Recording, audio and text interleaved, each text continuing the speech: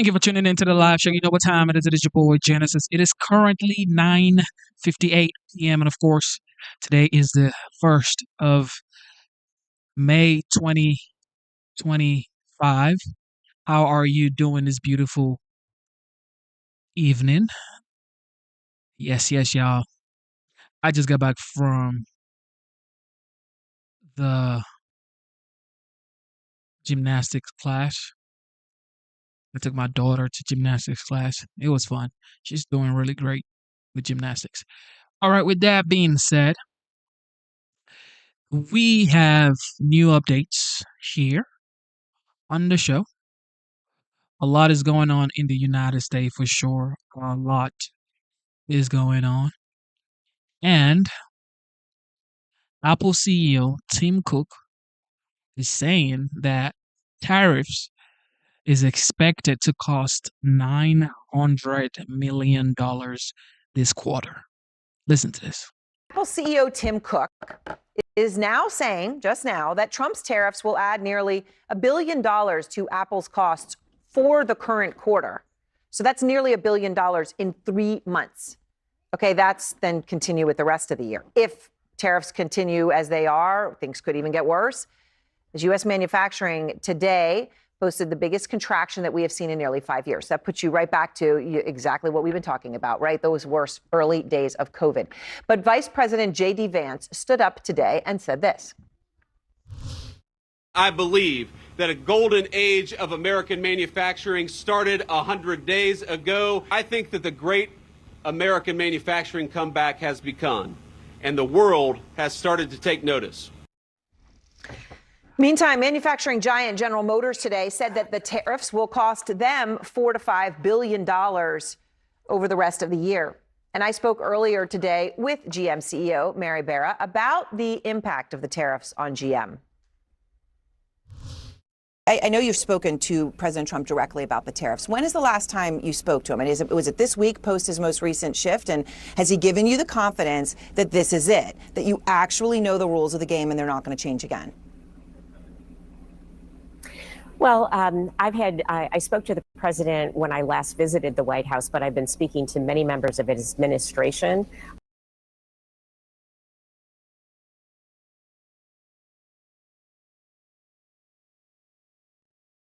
That was a mistake. That was definitely a mistake. Okay, May Day that was a mistake, ladies and gentlemen. Across the country. I didn't mean to take that out. We didn't finish that.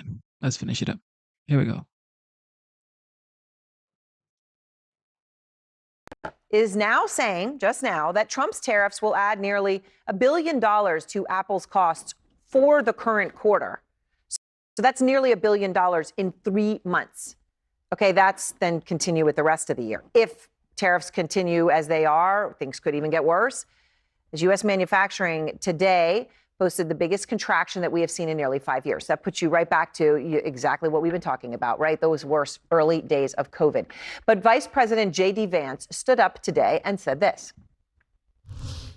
I believe that a golden age of American manufacturing started 100 days ago. I think that the great American manufacturing comeback has begun, and the world has started to take notice. Meantime, manufacturing giant General Motors today said that the tariffs will cost them $4 to $5 billion over the rest of the year. And I spoke earlier today with GM CEO Mary Barra about the impact of the tariffs on GM. I know you've spoken to President Trump directly about the tariffs. When is the last time you spoke to him? And was it this week, post his most recent shift? And has he given you the confidence that this is it, that you actually know the rules of the game and they're not going to change again? Well, I spoke to the president when I last visited the White House, but I've been speaking to many members of his administration multiple times a day over the last several weeks. So I've had regular communications and really feel that the White House and the administration are listening to understand the situation. Well, if they're listening and understand the situation, it might be possible for Vance to maybe not use the words golden age of American manufacturing over the past 100 days on a day that they came out and announced the biggest contraction in U.S. manufacturing in 5 years, again, since those early days of COVID. Dan Ives, Peter Tuchman, Gene Chatsky, and Philip Bump are all here. So, Dan, Apple, that's your purview. $1 billion, they say it's going to cost for just the first 3 months of the tariffs. McDonald's just had its worst quarter since COVID. Manufacturing worst number in 5 years. Kevin Hassett, head of the National Economic Council, did say there would be, he said, they quote, I'd be sure there'll be news by the end of the day regarding a trade deal. I haven't seen it. Lutnick said several days ago there was one that was done. We don't know what it is yet. But when you put all these things together in context, and Apple's not putting a number out. Look, I think the GM, to me, is the most striking of them all, because when they gave those numbers, it's a 20% cut that essentially they're given in 2025. Yeah. And that's, so many times, from the whiteboard to everything we've talked about for the last month, we're trying to explain like what the actual demand destruction is going to do. Barra is as dialed in as anyone in terms of understanding what this is going to do. 20% cut. Demand destruction that we believe could be 15, 20%. And it goes back to... For a year where they, by the way, already fully forecast numbers of how they thought how things were going to be, right? Now they came out and said, well, we don't know what to say. And then they go back to the drawing board and say, we're going to cut them by 20%. 4 to 5 years, as me and Tuchman talk about, to build a factory. I mean, the reality is you could talk about golden age. Tuchman and I are going to build a factory in New Jersey. We're in for a T-shirt factory. I mean, the point is that let's talk reality versus fiction. You look at GM, that's the math. And GM math, Apple math, Amazon shares down a little bit because they're also pulling back on their forecasts. Right. Yeah, but let's look at that. What's so curious is that, we talk about you can bully the market, but you can't bully the bond market. Look at the market. 8 days of significant rallies in the market. We've gone back for stocks, right? Which is kind of baffling. Like where is that coming from? Ever since the day that Jim Cramer actually said people need a reason to buy the market again. And that was the day that Trump did the 90-day pause. I mean, that is what I saw a headline today that said it was the longest sustained rally on Wall Street since 2022. And I know the media tends to be, and they love to be, it's the worst day ever, it's the greatest week ever, all that kind of stuff. But that's significant. Guilty as charged. Right.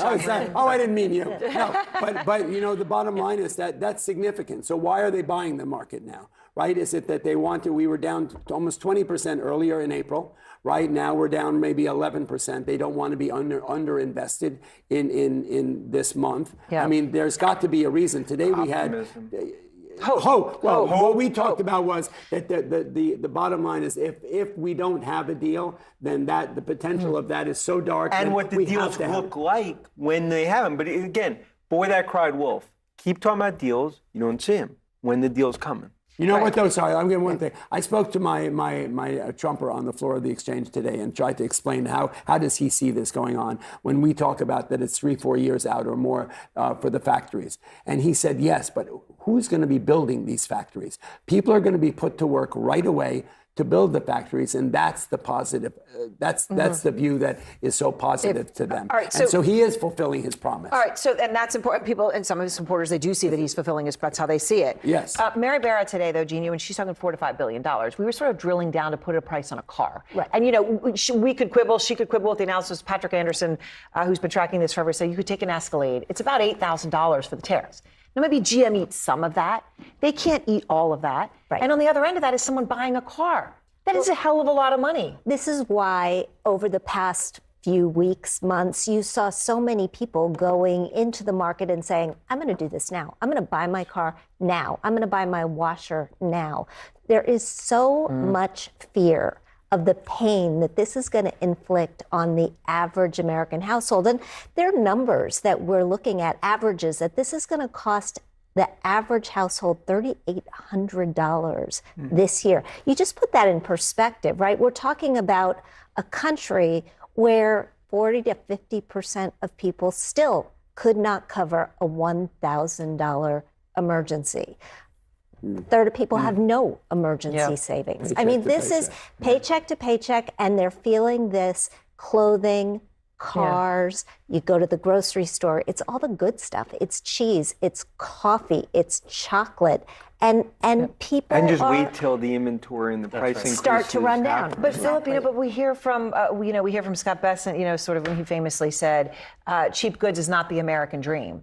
And Trump saying, well, you can have a couple dolls and they'll cost more, but who needs 30 dolls? Right. That's the political tone that we're hearing. Yeah, and I think it's certainly a reflection of the fact that Donald Trump is largely isolated and insulated from these negative effects, which haven't hit yet, right? I mean, we're just talking about that. The inventory shortages haven't actually hit yet. And he is existing in this bubble. And I wrote about this week. It is unique for a president, and it is different for Trump now how insulated he is, in that even Republicans who already say, okay, this is Trump's economy, but Republicans have been trained very effectively by the conservative media to give him a pass on this stuff. And so when he says these things, these remarkable things, if you imagine Joe Biden saying that line about the dolls, like people would have been tearing their hair out, yes. right? Yes. But he gets a pass on it. And the net negative of that is that it means that everyone else has to suffer because he isn't changing things. And I do think it's worth pointing out, we still don't have a consistency from the White House. Is this manufacturing where they're sticking with the tariffs and so you're supposed to build a factory here and they're going to last forever? Or is it we're making deals and we're going to go back to these imports? They're not even clear on that. Right, and so when we talk about uncertainty, it's a whole different level. To your great point, what's the rules of the game? Right. And the reality, in terms of like these companies, if they actually have to build factory, fortify, what happens in the near term? That's where they cut costs, people get laid off. That's the reality. And I do think it's worth noting, to your point, manufacturing for construction was already surging because of the infrastructure bill. If you look at the numbers, it was already spiking. And yet, here we are. Now, all of a sudden, this is a big priority, and it only changed with. Think about going back to liberation. Sorry for 1 second. That we still don't know anything more than we did that day that he came out with a long list of the countries and those numbers. Right. That was supposed to be etched in stone. That was supposed to be the big plan, the big reveal. Now he's pushed that back. We've moved the goalposts. We've done everything except give us anything in reality that we know who's going to benefit, who's going to suffer, what country, and how much. Nobody knows. Peter, that the big list companies was don't know. 185 countries, I think, and subsequently Trump said he's done a deal with 200. Right, and I'm not really even saying that to mock. I'm just saying that as the point of it's clear that there's not taking this all with a level of seriousness. Right. Okay, here we go. Thank you.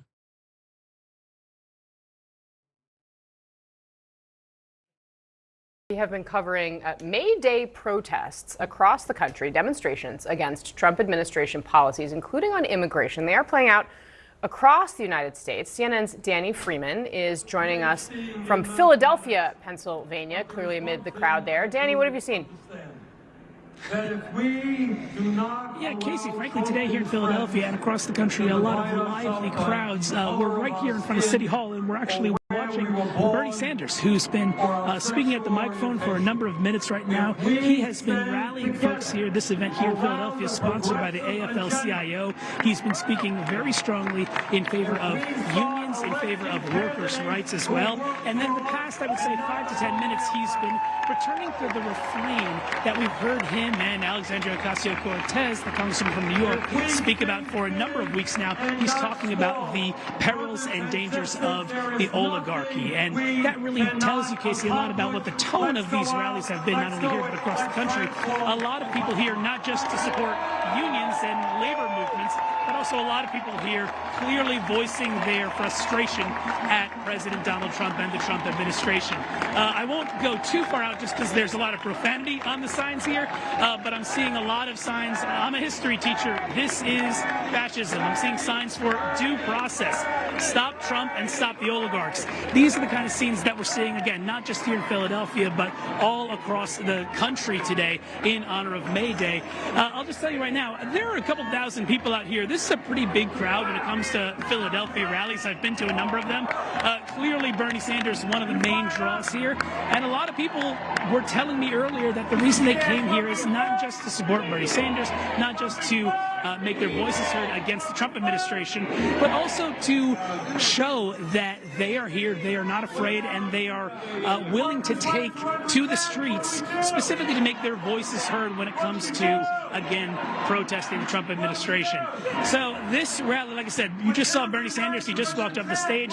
The rally here is going to continue likely for about an hour or two more. A lot of people here at the moment, and we're expecting more rallies and protests throughout the evening and afternoon. Again, not just here, but also across the country, Casey. All right, Danny Freeman, with whom I have stood in countless crowds listening to Bernie Sanders speak. Our viewers probably don't know that, Danny, but I have actually seen like a couple of crowds in Atlanta. Also, today, taking my daughter to gymnastics class, I saw a couple of people with signs, and it's like, okay, what are you guys doing? They're saying, stop the oligarchs. Stop them. we covered the 2016 Bernie Sanders campaign together. Thanks you to Danny. Congresswoman, this, of course, at your party, saw a lot in that crowd, flags for Palestine, but also, of course, anti-Trump. As Danny noted, a lot of people out there for Bernie Sanders. Which leaders in the Democratic Party do you think have it right now in terms of pushing back against Donald Trump?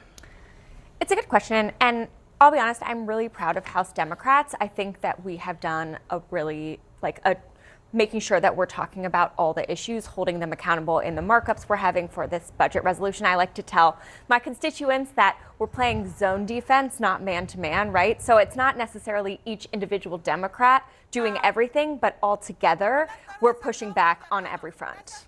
Of course, the numbers, Kristen Soltis-Anderson, in our poll for congressional Democratic leaders, not great. It was like 72% don't approve, 62% don't approve of Republican congressional leaders. It's kind of a mess all around, but really, really bad for Democrats.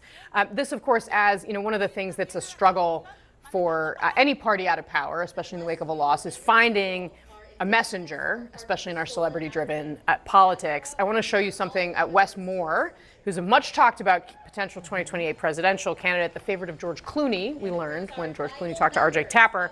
Here's what he had to say this morning on The View. Are you going to run? I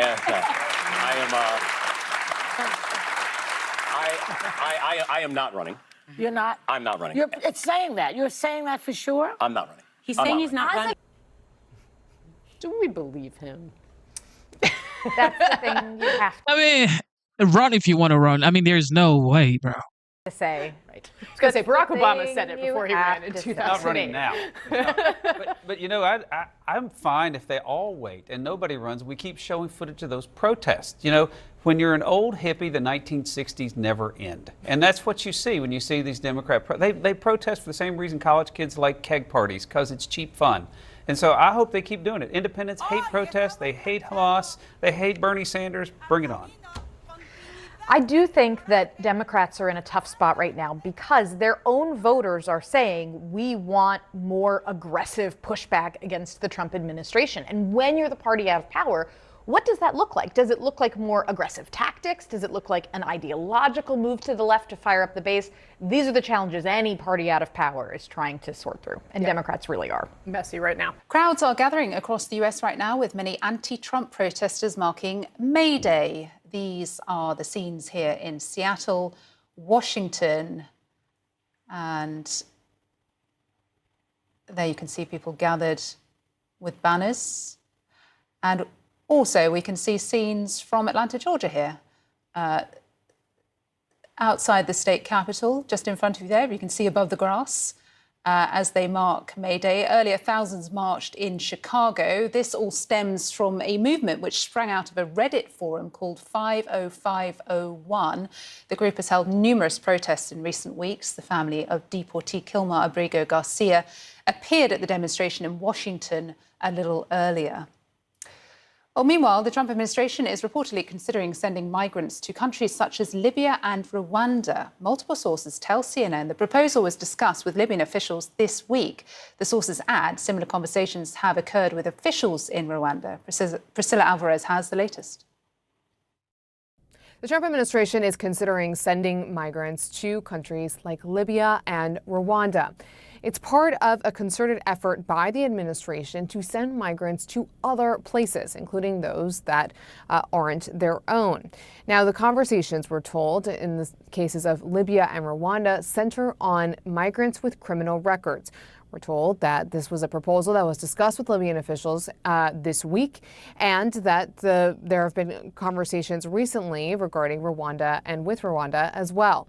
Now, in the case of Rwanda, this would be on an ad hoc basis, according to sources, and the cost structure of this is still being finessed because it would likely be a higher price per person, since they would also be absorbed within society in Rwanda.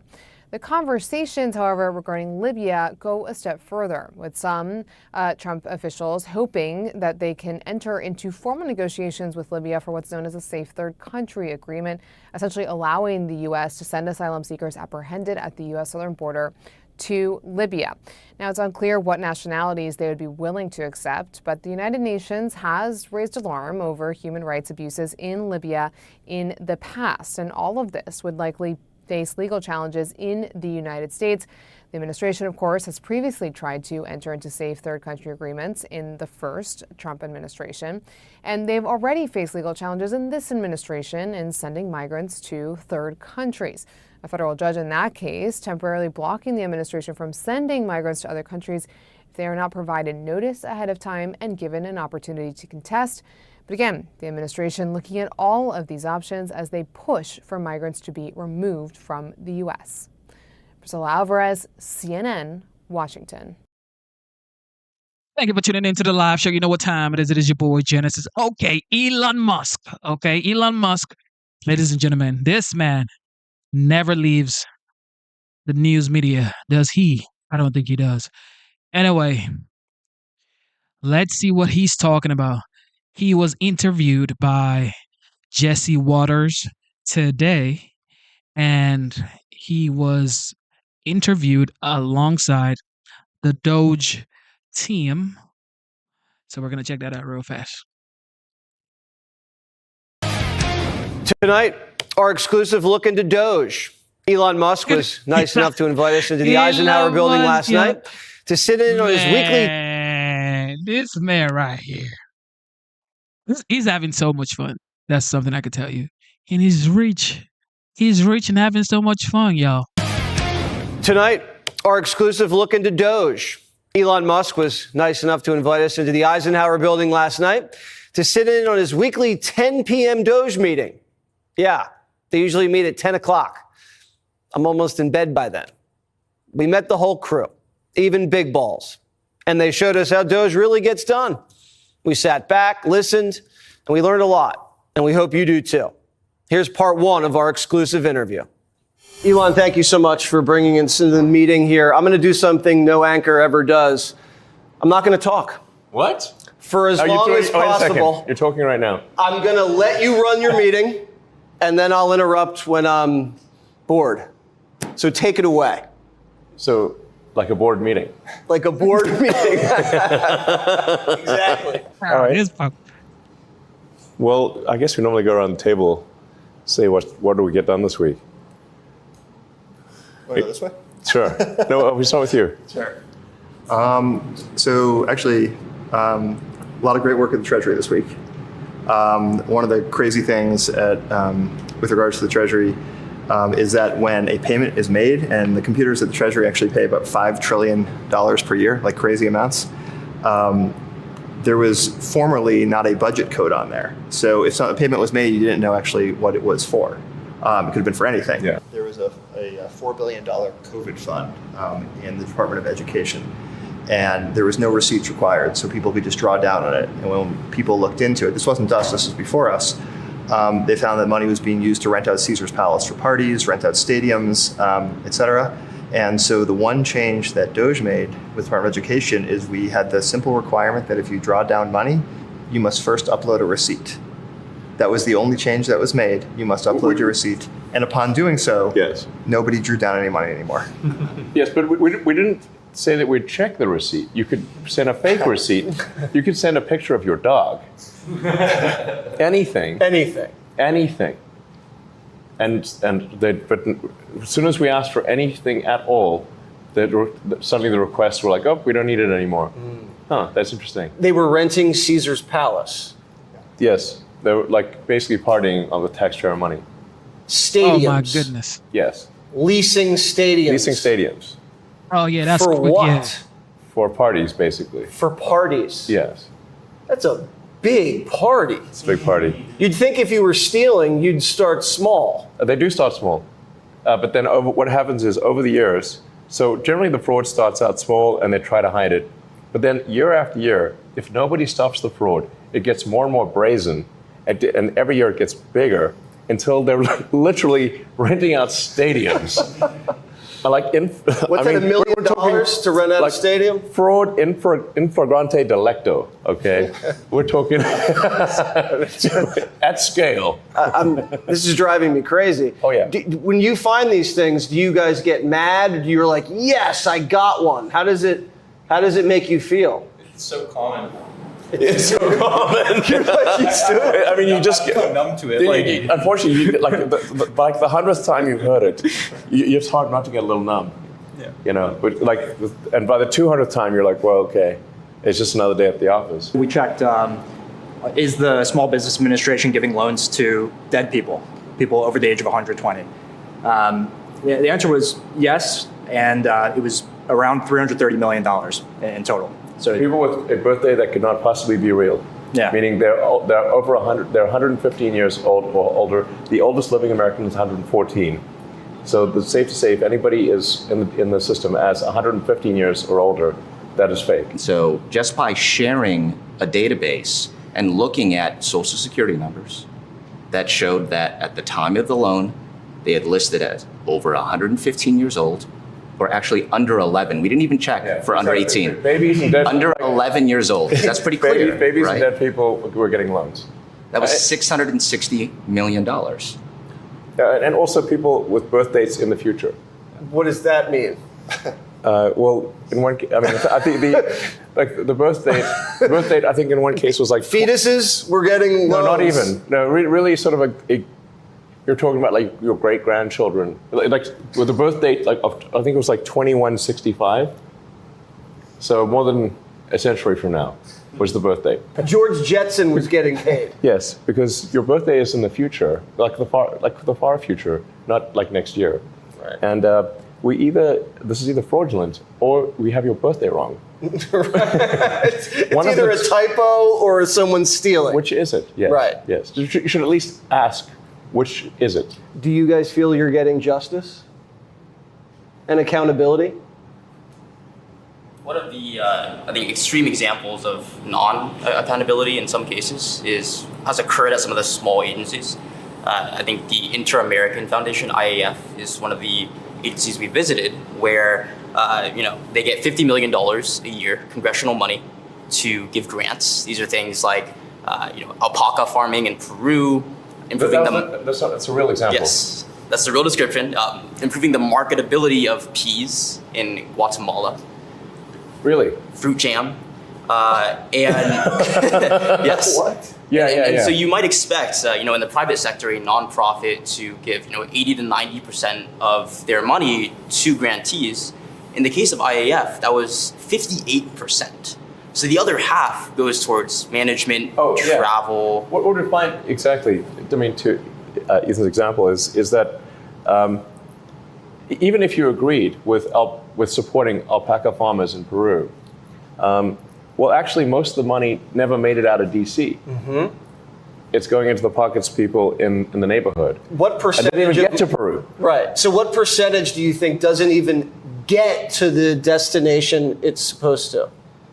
I believe the GAO estimate, so this is not our estimate, I believe it was on the order of only 10 to 15 cents on the dollar actually gets to the end recipient, whether you agree with that cause or not. So they're just stealing the money before it even gets anywhere. There's layers of stealing.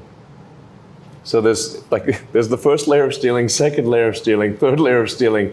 Subcontractor. You start peeling the onion. Yeah, exactly. Contractor, subcontractor. It's like peeling an onion. And then maybe, and sometimes it's zero. Just flat, you get to the bottom of the onion, there's nothing there. So maybe no one got a sex change in Guatemala. It's possible that no one got a sex change in Guatemala. I overheard a contractor tell one of her colleagues to falsify billable hours by creating a PowerPoint to mask a delay in the onboarding process in front of me. And this is like hour zero at this agency.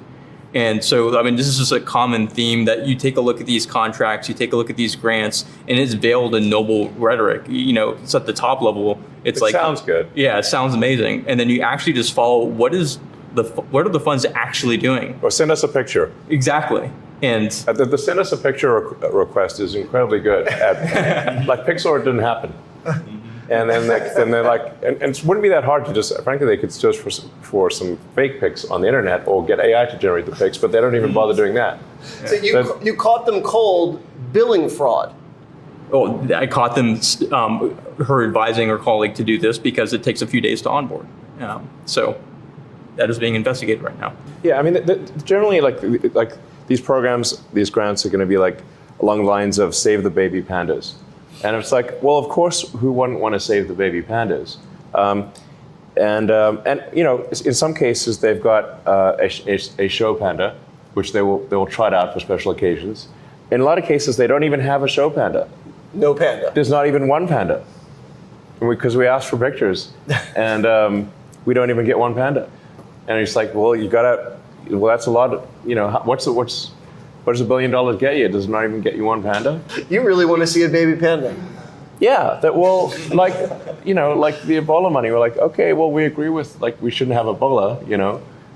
Where is the money going? Oh, it's going to Deloitte in DC. Like, what is an accounting firm doing with Ebola money? What has been the biggest resistance? Is there one agency, is there one department that when you guys walk in, they all start fighting you, start hiding things? Wait, I thought you weren't going to talk. I'm sorry. But I guess you can answer that question. Sure.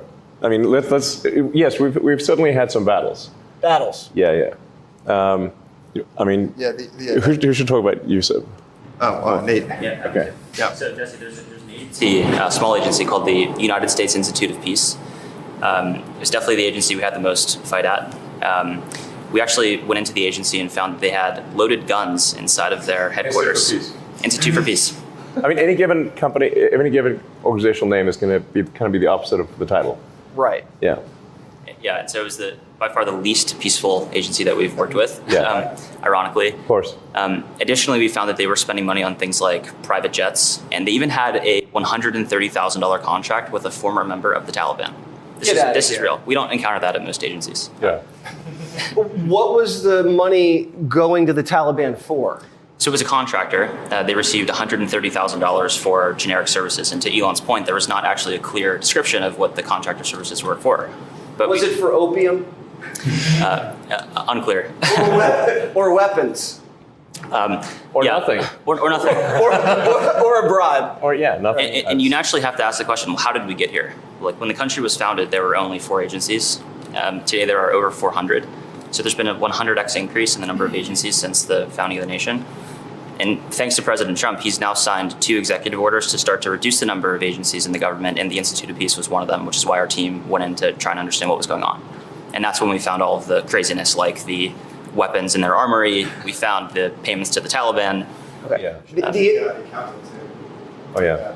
So try to hide the evidence. Right. So just a few hours after we got into their headquarters, we found that their chief accountant had actually deleted over 1 terabyte of accounting records from several years. So you'd have to ask the question, well, why would somebody do that? The DOGE team, fortunately, was able to recover that data with the help of a few great employees at the Institute of Peace.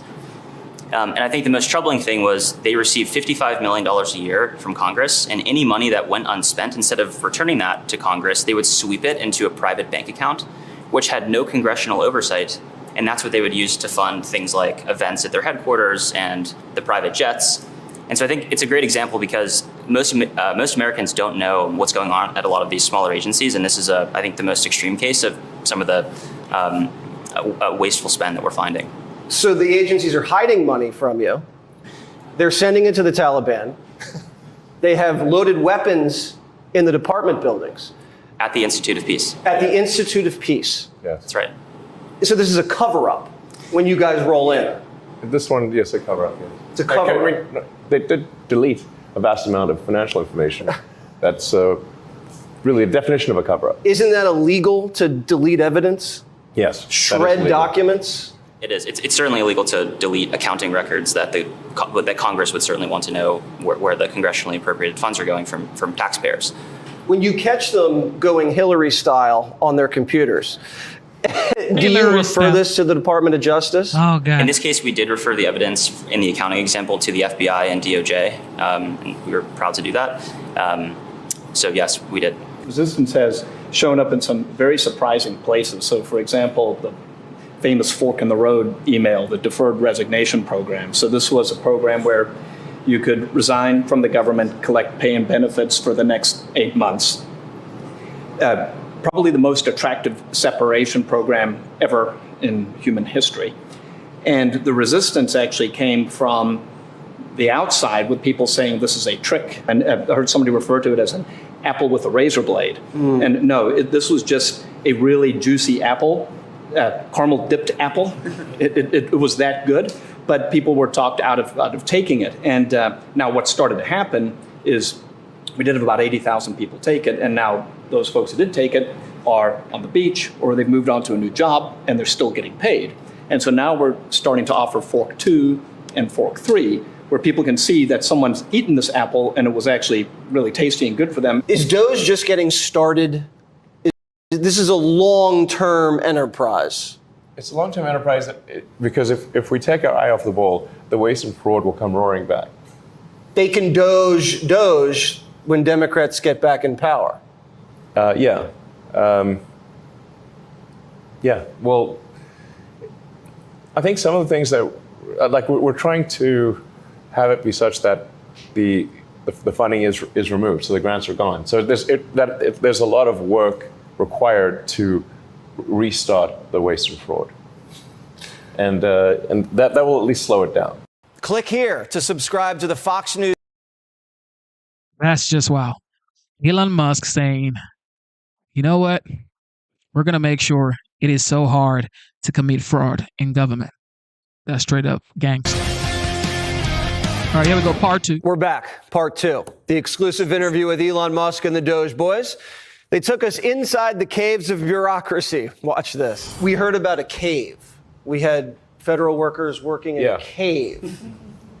That's me. Yeah. Are they Joe's actually been to the cave. Do you want to tell us about your cave? Your caving. I wouldn't mind it. You're spelunking. So I've been helping out with retirement. And a few weeks ago, I had a chance to go to the mine.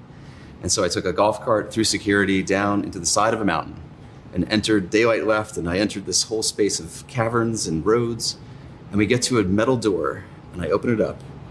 And there in front of me is a sea of filing cabinets from the 1960s. And I'm walking around, it's super chilly, smells like paper. And I realize as a mine, it's a great mine. It's secure, it's well lit, temperature controlled. And so the question we're asking is not, is this a good place to store physical media, which it is. It's amazing for that. The question is, why are we still using paper in 2025? So I brought something to show you of what's inside the mine. And normally, the normal process for retirement can be over 6 months. So once you file your retirement papers, that's why it takes 6 months. What is that? So these are replica case folders that people use to retire from the government. And so these are all compiled by hand, moved around on carts through the mine. It takes many months to do that. And this one is a single retiree's paper required to leave the government. If somebody wants to retire, they can't because it takes 6 months to compile the paper and carry the paper into a mine where it is stored. And also, all the calculations are done by hand. Everything has to be 2025. Reconciled, adjudicated. This is thicker than the Lord of the Rings trilogy. Yeah. And if I had to process this, I would rather do my taxes in the dark than have to go through this. And so what we're doing is we're bringing this process online with modern software. And I'm excited to share that as of tonight, we have 25 retirees going through an entirely online retirement process in the government for the very first time. It sounds so simple. Yes, and it's great collaboration with retirement services inside OPM. So this has always been their dream, and we're just here to help accelerate it. That's a pretty fat stack. Was that Kissinger's? Oh no, the record is almost several shopping carts. There's a whole pallet for one retiree with 27 boxes of paper on it. For one guy. That's the record. I've seen it with my own eyes. Yeah, I mean, it's certainly, and it also frees up people, because we shouldn't have over 1,000 people carrying paper into a mine. That is not a good use of people's lives. So there are many other things that they could do that would be far more productive than carrying paper into a mine. If you were to say, we have iPhones, does the government have pay phones? How prehistoric is this technology? Oh yes, it's very prehistoric. It's very prehistoric. It's like Flintstones. It's Flintstone level stuff. It's so prehistoric. Like dinosaurs would think this is, kind of old. Okay. That's how prehistoric it is. Okay. So basically the only thing living was a sponge. That's how prehistoric it was. Okay, so we're leaving the Stone Age and we're moving into the Golden Age. Pre-Cambrian era is what we're talking about. Okay. There was a story I heard about mules. There were mules delivering mail to the bottom of the Grand Canyon. Which might not be a bad thing, actually. You have the mule picture. Yeah. Pics or it doesn't exist. Right. Yeah, but this is a case where actually it might not. I think. Do we agree with the mule, or should there be mules? I think it can be modernized. There's opportunity for improvement. Yes. Right. Okay. Right. So yeah, I'm at the Postal Service. I think a lot of people don't realize that there's actually a law that says that the post office is supposed to have a balanced budget. There is? Yeah, there is. I didn't know that. Yeah, right. Well, that's not working, is it? No, it's not. So they're breaking the law? They're breaking the law. Okay. Basically, since 2007, almost every year since 2007, they've lost money. So you might ask, what happened in 2007? So there was additional. 2007? Yeah, there was additional regulation that went into place that Elon essentially Musk, crippled them and put them down this not good path where they essentially are stuck in the past, as well as bleeding money left and right. So, it's great, and we appreciate that the postal employees are willing to go to the hardest parts, in this country. But we think that we can modernize it and help them become profitable. Right now, last year they lost $9.5 billion. Wow. Yeah. Serious money. We finally meet Big Balls. Up next. Click here to subscribe to the. We finally meet Big Balls. First, a major announcement from the White House. Mike Waltz has been nominated now to serve as the next U.S. ambassador to the United Nations. Secretary of State Marco Rubio will now fill in as Donald Trump's national security advisor while continuing to lead the State Department. Now, in case you're keeping track, this means that Secretary of State Rubio is now the Secretary of State, the national security advisor, the acting USAID administrator, and the acting archivist. I mean, he's got a lot. Now, on ex-Vice President J.D. Vance actually was very funny, remarking, quote, "I think he could take on a bit more. If only there was a job opening for a devout Catholic." When does conclave start? I think the 7th. Here now with more is Secretary of State Marco Rubio. Mr. Secretary, you got to admit, that was pretty funny. I like that. We thought about it, but you have to, it's Ellie, an unmarried Catholic you missed male. it, bro. You have to be a priest. Ellie, you missed it, bro. People don't know You that. missed Any it, bro. unmarried Catholic, a male can be pope, but I got married and I'm happily married, so I know you are. And by the way, you got a great family, and your son's a great football player, and I know you're very proud, and you should be. Look, we've been friends a long time. Really, and I'm happy for Mike Waltz, by the way. I think he'll be a great UN ambassador, and we need one. And your wheelhouse has always been foreign policy. I've known you forever. This is your passion. Your heart is here.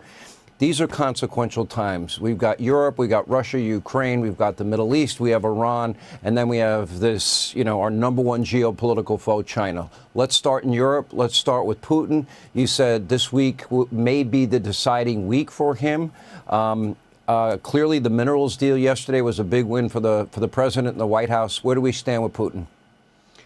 Well, let's remind everybody, this is not our war. I mean, this is a war that started under Joe Biden. For 3 years it went on. They've made no effort to sort of bring it to a conclusion. And it's a war that has no military solution. In essence, Putin can't take all of Ukraine. Ukraine can't push the Russians all the way back to where they were in 2014. And so the question here is, who's the only leader in the world that can talk to both sides and hopefully bring him to a deal? And that's President Trump. And that's what he's tried to do. For 100 days, he has done efforts to bring about peace, to end the killing, to end the dying, to end the destruction. You know that Ukraine, it's going to cost hundreds of billions of dollars to rebuild that country. And so the president's tried. Look, we've gotten closer. We for the first time, you know, we haven't known this for 3 years, we kind of can see what it would take for Ukraine to stop. We can see what it would take for the Russians to stop. The problem is those two positions are still a little far apart. And look, we're not going to give up on it in the sense that we're not going to be ready to help if we can. But there does come a point where the president has to decide how much more time at the highest levels of our government do you dedicate it when maybe one of the two sides or both aren't really close enough, when we've got so many, and I would argue even more important issues going on around the world. Not that a war in Ukraine is not important, but I would say what's happening with China is more important in the long term for the future of the world. Obviously, Iran's nuclear ambition, you know, all these other things that we have going on. So at some point in time, it either has to be something that can happen, or we'll need to move on. That'll be a decision the president will have to make. Yeah, well, I will say this. The consequences are really dire in every situation that you're referring to. Let me go back to Putin for one more second. I mean, the mineral deal, I don't think we can overstate how important that's going to be for Ukraine's security, the relationship they will have now moving forward with the United States. That's a big part of the puzzle. It's important, I think, for people to understand in the 4 years when Donald Trump was president, from 2017 till he left office in 2021, no problems with Vladimir Putin. But in 2014, 11 years ago, that's when Crimea was annexed. When Joe Biden was president and Putin was amassing troops on the border and military equipment on the border, he's asked, well, what happens if he invades? Of course he was going to invade. He said, well, it depends if it's a minor incursion. And it makes you wonder, nobody ever dared to pick up a phone and even attempt or try to stop it from happening. That, to me, is unconscionable. In your heart, do you feel like you're close? I mean, you're in the middle of this. Yeah, well, I'm glad you gave everybody that lesson, because that's not only did it happen in 2014 under President Obama, but during that time, the Obama administration refused to provide the Ukrainians any military weapons. They would provide them blankets and sheets and towels, and but they wouldn't give them weapons. Donald Trump, when he was president the first time, provided them the weapons that actually helped stop the Russian tanks from taking Kyiv, even when he was no longer in the White House a few years later. This invasion would have never happened if Donald Trump were in the White House. But it did. It happened after Joe Biden. It happened just a few months after the fiasco in Afghanistan. And I think everyone realizes Putin saw that and said, now's my time to go. I have a weak president under Joe Biden. And he went. And this war dragged on for 3 years. Look, you ask how close we are. I think we know where Ukraine is and we know where Russia is right now and where Putin is. They're still far apart. They're closer, but they're still far apart. And it's going to take a real breakthrough here very soon to make this possible. Or I think the president is going to have to make a decision about how much more time we're going to dedicate to this. And you're right about the minerals deal. It's good for America because we've invested a lot of money in this war. It's also good for Ukraine because it's going to help them be able to develop their economy and rebuild when this war ends. Well, they're going to need a lot of money to rebuild. They are. Okay, then let's move to the Middle East, and let's move to what happens in Gaza. It can no longer remain a launching pad for their missiles, Hamas missiles, to be fired into Israel. That we agree on. I know the president has said, and you have said, and Steve Witkoff has said, everybody has said, the Iranians cannot have a nuclear weapon. The only reason they're close is because Joe Biden put a blind eye towards the sanctions that were bankrupting Iran, as far as I'm concerned. However, they are closer than they have ever been. To me, a deal with Iran would have to include the following. Their enrichment would have to be stopped, their facilities shut down by Americans. We would need anywhere, any place, anytime, American inspectors, not international inspectors. Why, in my heart of hearts, do I not believe that the mullahs of Iran would ever agree to that? And do you agree that those should be the conditions? If Iran wants a peaceful civil nuclear program, meaning they want nuclear power plants, like other countries in the world have, there's a way to do it. And that is you build the reactors, and you import enriched uranium to fuel those reactors. That's how dozens of countries around the world do it. The only countries in the world that enrich uranium are the ones that have nuclear weapons. Iran they're claiming they don't want a weapon, but what they're basically asking is to be the only non-weapon country in the world that's enriching uranium. And the level at which they enrich it is really not relevant per se, because really, if you have the ability to enrich at 3.67%, it only takes a few weeks to get to 20% and then 60% and then the 80 and 90% that you need for a weapon. And so that really is the path forward here. Iran simply needs to say, we've agreed to no longer enrich. We're going to have reactors because we want nuclear energy, and we're going to import enriched uranium. This is an opportunity for them if they take it. This is the best opportunity they're going to have. President Trump is a president of peace. He doesn't want a war. He doesn't want conflict. None of us do. And there's a path forward here. But what cannot happen is to live in a world where Iran has a nuclear weapon. The path forward has been given to them, and now it's a matter of whether or not they're going to take it. And the president was very, very clear. He would lead the effort to stop them from ever achieving that nuclear weapon. And that would mean that statement was obvious in terms of that he would use military force to destroy those facilities. We have the capacity, obviously, to do it. But back to this question, would we need American inspectors and American scientists to shut it down? And would that have to be part of the deal? And anywhere, any place, anytime, American inspectors, would they have to agree to that in your mind? I think you would have to allow Americans as part of, you can send, maybe there'll be French inspectors, there'll be Italian inspectors, there'll be Saudis, whoever, but I think you cannot basically say we will not allow any Americans. You also have to make sure, if you really want to prevent a nuclear program, okay, and you're not building a nuclear weapon, then you should open all your facilities. One of the failures of the of the Obama nuclear deal with Iran is that you could not inspect military sites. Well, if you're making nuclear weapons, you would probably make them on a military site. And by the way, it's been known and discovered that in the past, Iran has had a secret nuclear program that it did not disclose to the world. So I think if, in fact, Iran likes to say they're not interested in nuclear weapons, they like to say all they want is peaceful nuclear energy, then they should not be afraid of inspections by inspectors of any kind, including Americans. And look, there's a win here for Iran, okay? They can actually have real economic development, have real investment in their country, but they have to walk away from sponsoring terrorists. They have to walk away from helping the Houthis. They have to walk away from building long-range missiles that have no purpose to exist other than having nuclear weapons, and they have to walk away from enrichment. These are not unreasonable requests. There are countries all over the world that have nuclear energy and don't enrich and don't have long-range missiles and don't sponsor terrorism. That path is there for them. It's the path of peace. And frankly, I pray and hope, and we'll do everything we can to convince them that they should take it. I have the same prayer that you do, and they know what the consequences will be. And they will probably lose their nuclear sites, they'll lose their refineries, and if that's the case, that would probably result in poverty and regime change. Last question, China.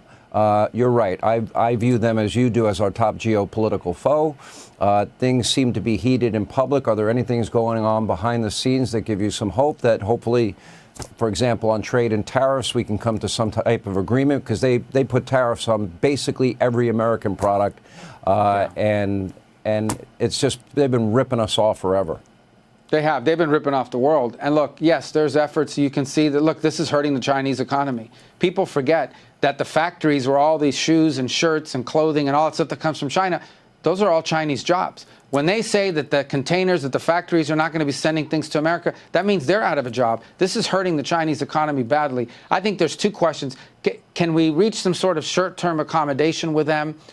That's what they want. I mean, the Chinese are reaching out. They want to meet. They want to talk. We've got people involved in that. Obviously, our Treasury Secretary, Scott Bessent, is involved in those efforts, and their talks will come up soon. But I think there's a broader question, and that is whether we should, this is a wake-up call that we truly need to become a country that can make more things in America and not be as dependent on China. We were far too dependent on China. We allowed them, through unfair trade practices, to deindustrialize us.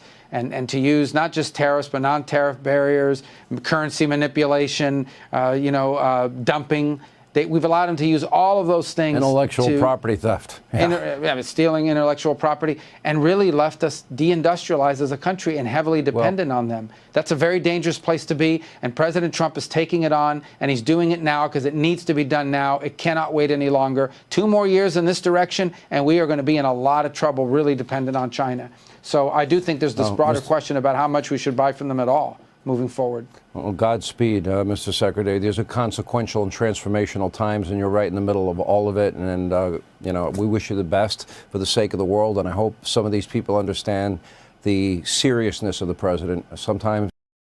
And that's the fact. Like Marco Rubio, for sure, is a very articulate speaker, skillful communicator, for sure.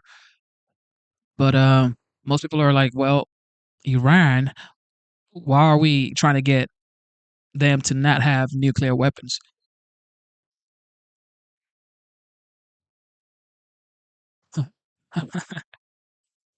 Oh, my goodness. They might underestimate him. Mr. Secretary, thank you. Hey, Sean Hannity here. All right, J.D. Vance sits down with Blair, and he talks about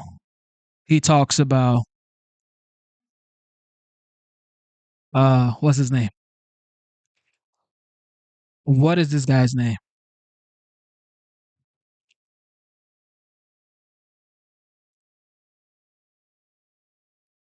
We are pleased. Mike Waltz. So Mike Waltz was fired. Well, he resigned, but yeah.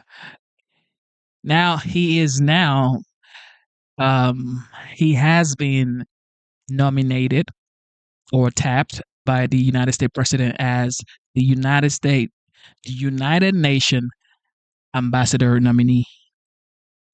To welcome Vice President J.D. Vance, who spoke to workers here at the Nucor steel plant in South Carolina earlier today. Mr. Vice President, thanks for the time. Good to see you. I want to talk to you about all this trip and what the purpose of it and your speech. Sure. But I want to start with the breaking news. Yeah. Why was Mike Waltz let go? So he wasn't let go. He is being made ambassador to the United Nations, which of course is a Senate-confirmed position. I think you can make a good argument that it's a promotion. But we brought Mike on to do some serious reforms of the National Security Council. He has done that. I like Mike. I think he's a great guy. He's got the trust of both me and the president. But we also thought that he'd make a better UN ambassador as we get beyond this stage of the reforms that we've made to the National Security Council. You saw the president announce that Marco Rubio is going to step in as interim leader of the National Security Council. So I think the media wants to frame this as a firing. Donald Trump has fired a lot of people. He doesn't give them Senate-confirmed appointments afterwards. What he thinks is that Mike Waltz is going to better serve the administration, most importantly, the American people in that role, and I happen to agree with him. But was it a direct result of the Signal chat? I mean, you were on that chat, and we saw the fallout from it. Is this a result of that?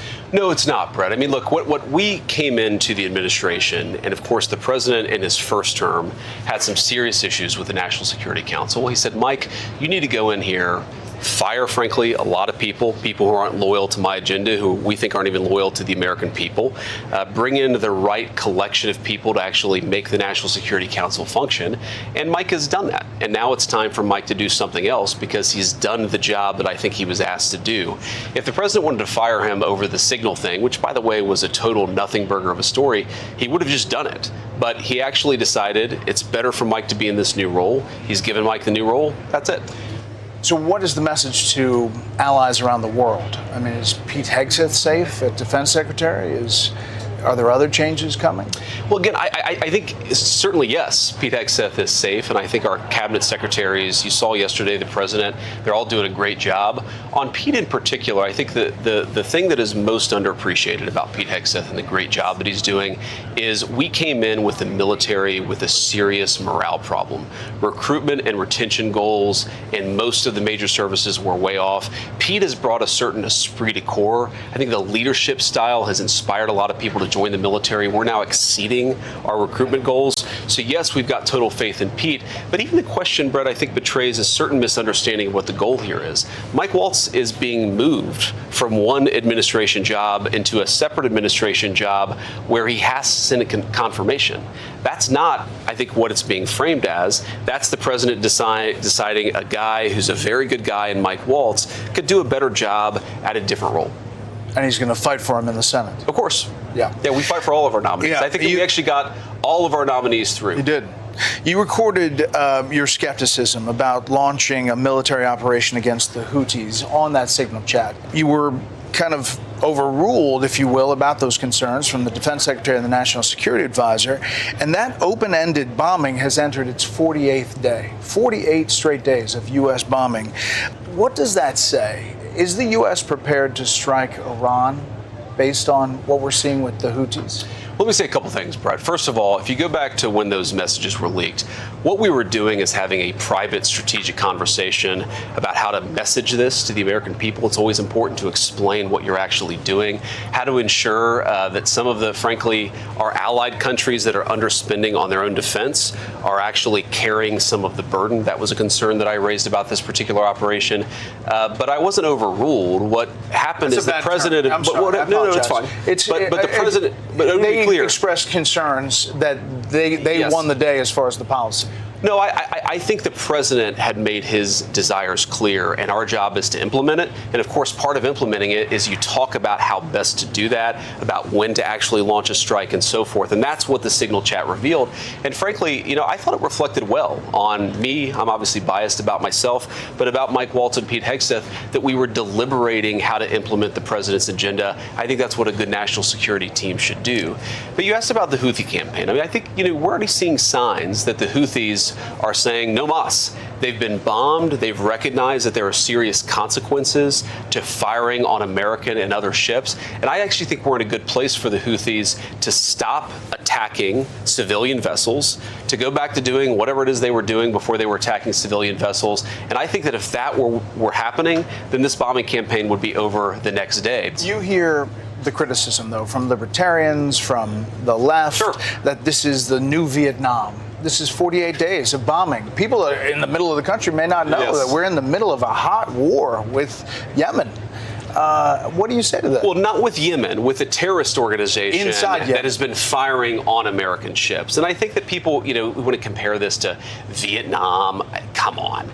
I think that the president has made it very clear that one of his core national security priorities is that if you load stuff onto a ship and you send it to the United States, we want to make sure that it shows up without the sailors getting killed, without the ship being destroyed. That is an objective that we're going to pursue forcefully if we have to. With this Mike Waltz change, and I know you say it's ascension to the UN's ambassador, but is this a change in policy? Is this a message in any way, shape, or form that it's a change? Yeah. And if I can give some background into that question, Brett, I've already seen some folks saying that this is a war between the hawks and the anti-hawks, the MAGA, neoconservatives versus MAGA, or the realists. That's not what this is about at all. Mike is a person, I think he's a good guy. He has my complete trust, and I know the president really likes Mike Waltz. He just thought that the UN ambassador position would be a better place for Mike Waltz to be. But the entire idea that this is about a national security team, and I know why the media wants to report this story because it's an exciting story. It's also a fake story. Let's talk about your tour here. I was on it. It's very impressive, this facility. It is. What's the message you're sending? I thought you were saying the tour. Thank you, Brett. Yeah. No, it's very impressive. The facility here is really something. It is. What's the message you're sending by the tour? Well, there are a couple things. First, I didn't fully appreciate how high-tech this steelmaking facility was. There's a lot of criticism that Donald Trump is trying to bring back the jobs of the past. These are the jobs of the future. Making American steel, building bridges and automobiles, homes for American people, and doing it in an incredibly sophisticated way. I just wanted to get a tour of one of the most high-tech steelmaking facilities of the world. I also, of course, wanted to meet the workers because, what President Trump has said, he's been clear about this, not just since his first term, but going back to the 1980s when he was talking about this stuff on Oprah and Phil Donahue. The president thinks that we have to make more of our own stuff. The economy shrank. First time in 3 years. People are pointing to the tariff policy. There are people looking at their 401ks that are. There you have it. The economy shrunk for the first time in 3 years, ladies and gentlemen, not 80 years. All right. The president thinks that we have to make more of our own stuff. The economy shrank. First time in 3 years. People are pointing to the tariff policy. There are people looking at their 401ks that are worried. What do you tell them? Is this going to work? So the first thing is, when you talk about the economy, this is Joe Biden's economy, and we inherited $2 trillion of debt, the highest peacetime deficits in American history, a $1.2 trillion trade deficit, which fundamentally means we're not making enough of our own stuff. And the president came in and he said, this is not always going to be easy. It would have been very easy for Donald Trump to do what administrations past have done, which is borrow a lot of money and continue fueling the national debt. He said, no, we need a reset. We need American workers to have better jobs. We need to protect the jobs that they have right now. And we need to be more self-reliant as an economy, which, by the way, will drive down those skyrocketing levels of debt that we've seen. That is what he promised he was going to do. And he came in and we've started that process. Now, you're right, Brett. It doesn't happen overnight. This isn't always going to be easy. But if you think about what he's doing, he's saying for 40 years, with the exception of his first term, you had American leadership who were fundamentally offshoring America's wealth and prosperity to foreign companies. He's saying we're going to reshore America's wealth and make this the golden century for our country. You traveled to India. Is that the first deal that's coming through?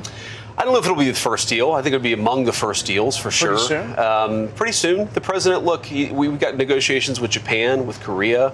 We've got negotiations going on with some folks in Europe. And obviously, we've got a good negotiation going on in India.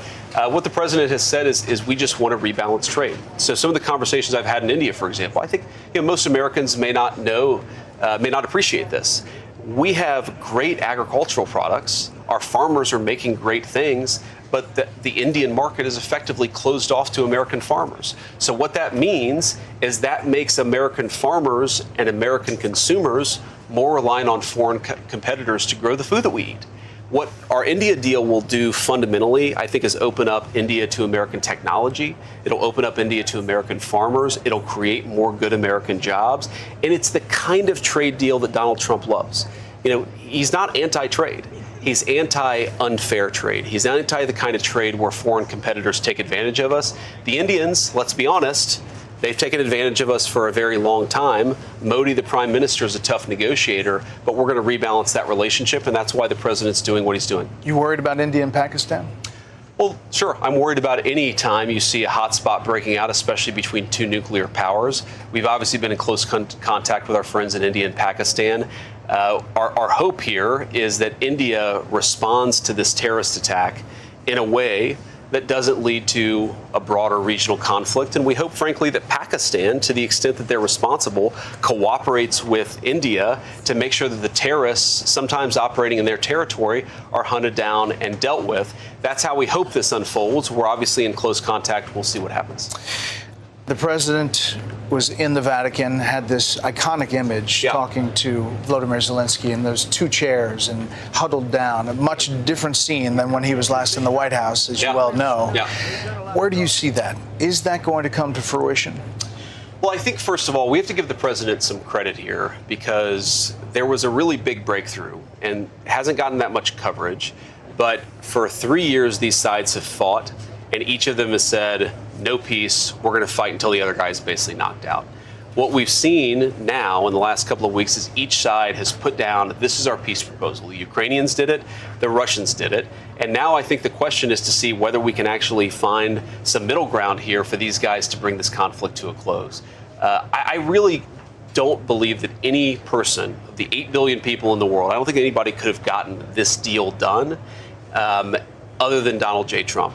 When I say this deal, I mean getting these guys to actually propose a peace settlement, but it's going to be up to the Russians and the Ukrainians. Now that each side knows what the other's terms for peace are, it's going to be up to them to come to an agreement and stop this brutal, brutal conflict. It's not going anywhere, Brett.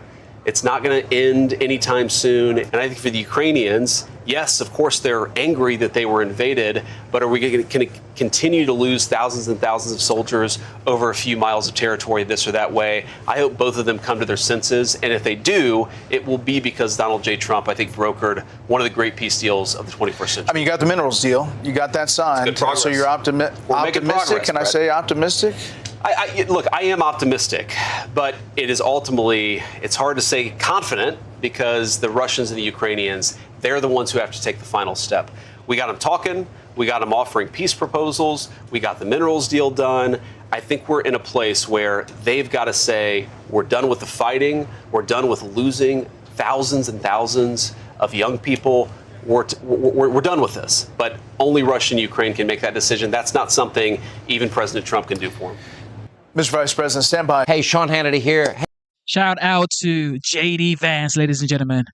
That man is most likely going to be the president of the United States in 2028. But who knows? Kamala Harris may be coming for his post. Here we go. We're not going back. That's the focus of tonight's angle. We all know that, God, thank you so much, Trump missed a bullet at Butler. But now we know without a doubt that America missed a bullet when he beat Kamala Harris. It was appropriate that her first big speech since blowing it was in San Francisco, a monument to liberal failure.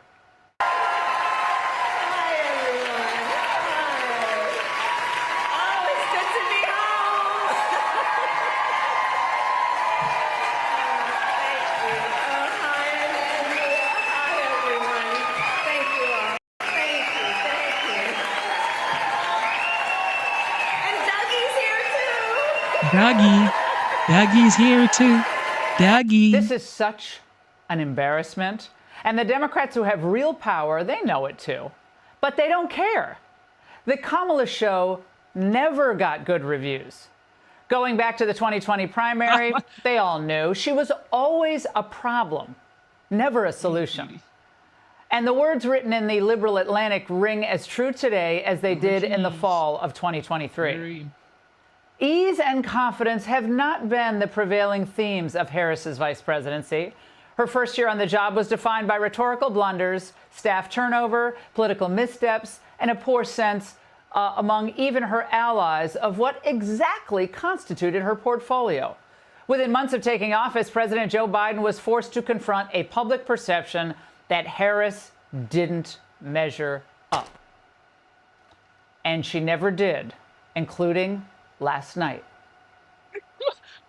The American people deserve leaders who make their lives better. For real?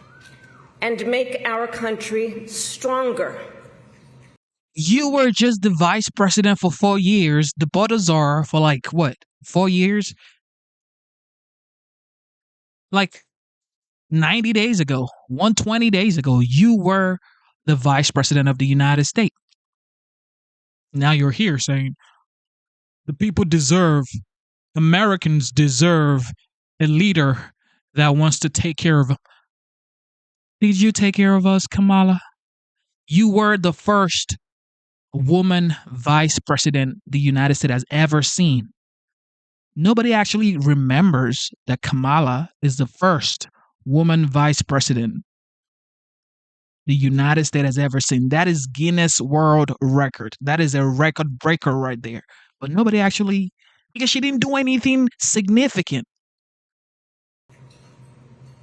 But sadly, we have seen quite the opposite over these past few months. Crickets.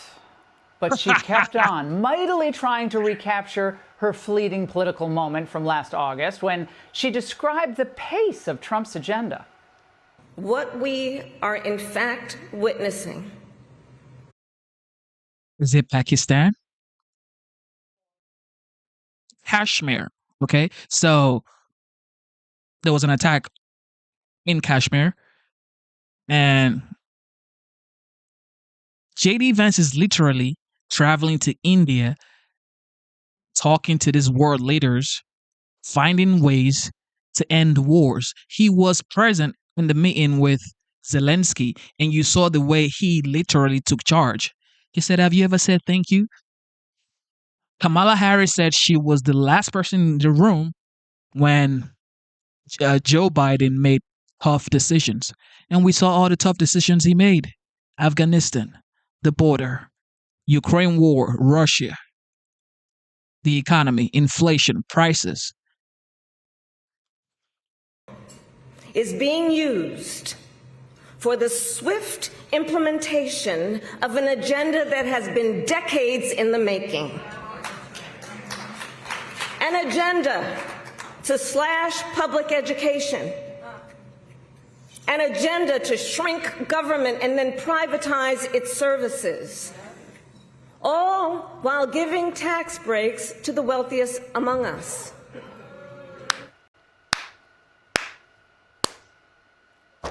Now, mind you, this.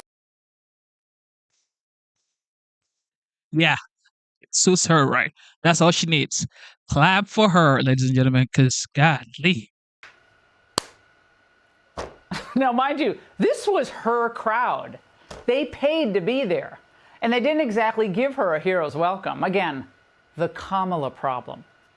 Nothing she said was really landing. I watched the entire thing, and then she started talking about animal videos. Who saw that video from a couple of weeks ago? The one of the elephants at the San Diego Zoo during the earthquake? Google it if you've not seen it. So that scene has been on my mind. And as soon as they felt the earth shaking beneath their feet, they got in a circle and stood next to each other to protect the most vulnerable. Think about it. What a powerful metaphor.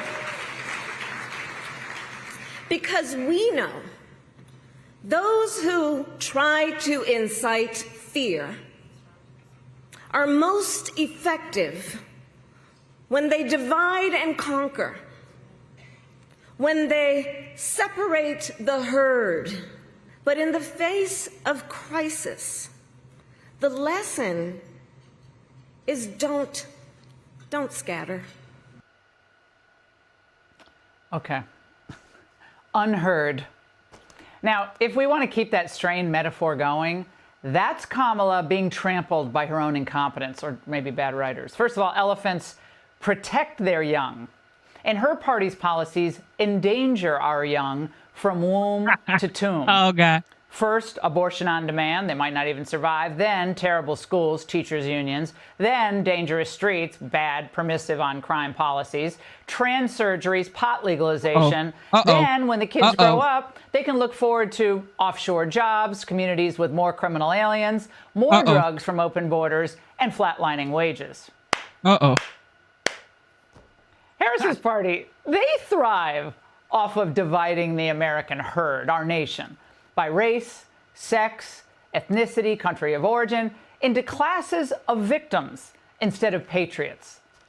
Remember, that's what DEI is all about. Plus, it didn't matter how bad, though, Harris was last night or as a candidate in 2024. Forget the animal analogies. Remember, the candidates don't even matter to the Democrats anymore. They were willing to keep, the weekend at Biden's presidency going as long as possible. They only stopped it when he just flatlined in the debate. But they thought the country was doing fine. Oh, my God, Biden, yo. Oh, man. I was so embarrassed when I saw all this stuff. Like, what are we... I mean, what happened from 2021 to 2024? How did we even survive them years? Weekend at Biden's presidency going as long as possible. They only stopped it when he just flatlined in the debate. But they thought the country was doing fine when Biden and Mayorkas were flooding the border with millions of illegals. They only slowed that down for political reasons when the polls were so bad.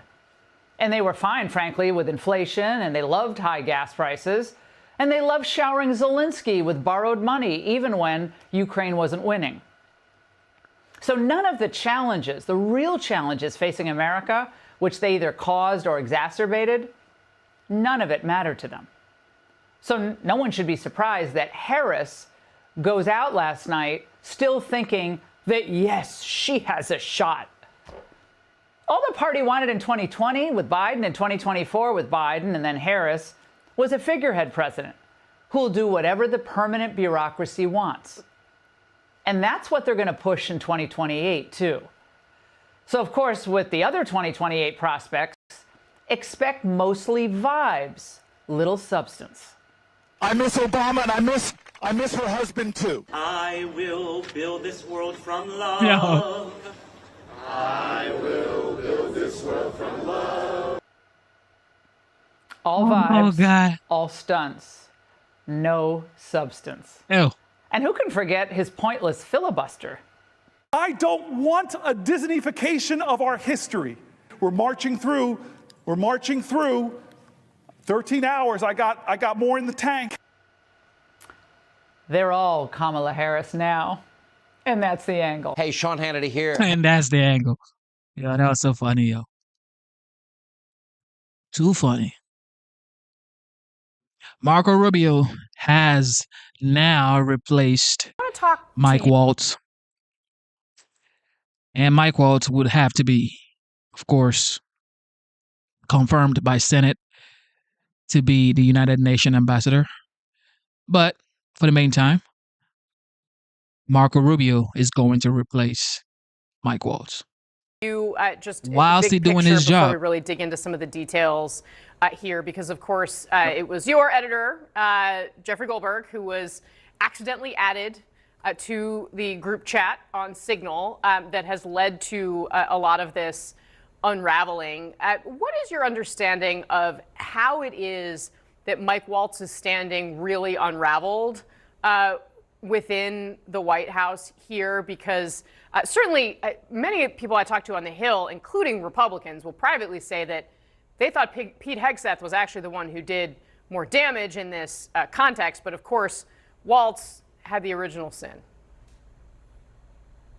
That's right. I mean, both of those men have some responsibility for what happened in that Signal chat. But the difference is that Mike Waltz was on shaky ground with some in the White House even before the Signal Gate scandal took place. You know, he had sort of alienated other staff members inside, treating himself more like a principal than a staffer. He had tried to block some people from meetings, had imposed himself on other meetings, and then he had on top of that this concern from mainly outside the White House, people in the MAGA activist world, that he was too hawkish, that his foreign policy vision was not the president's foreign policy vision, and that he had hired people into the National Security Council who weren't loyal to the president. That was the Laura Loomer visit.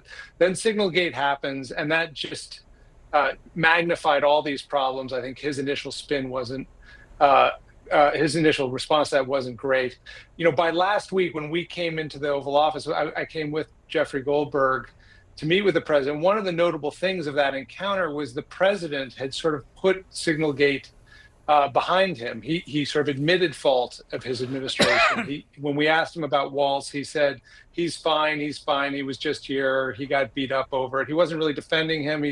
He acknowledged Hegseth had some missteps. It was a real contrast to how the president and the administration handled the initial disclosure of those signals, which was to attack us at the Atlantic and to attack Jeffrey personally. So I think once enough time passed, the president sort of was able to acknowledge the mistakes of his own administration. Walz's time was just sort of he was on the clock.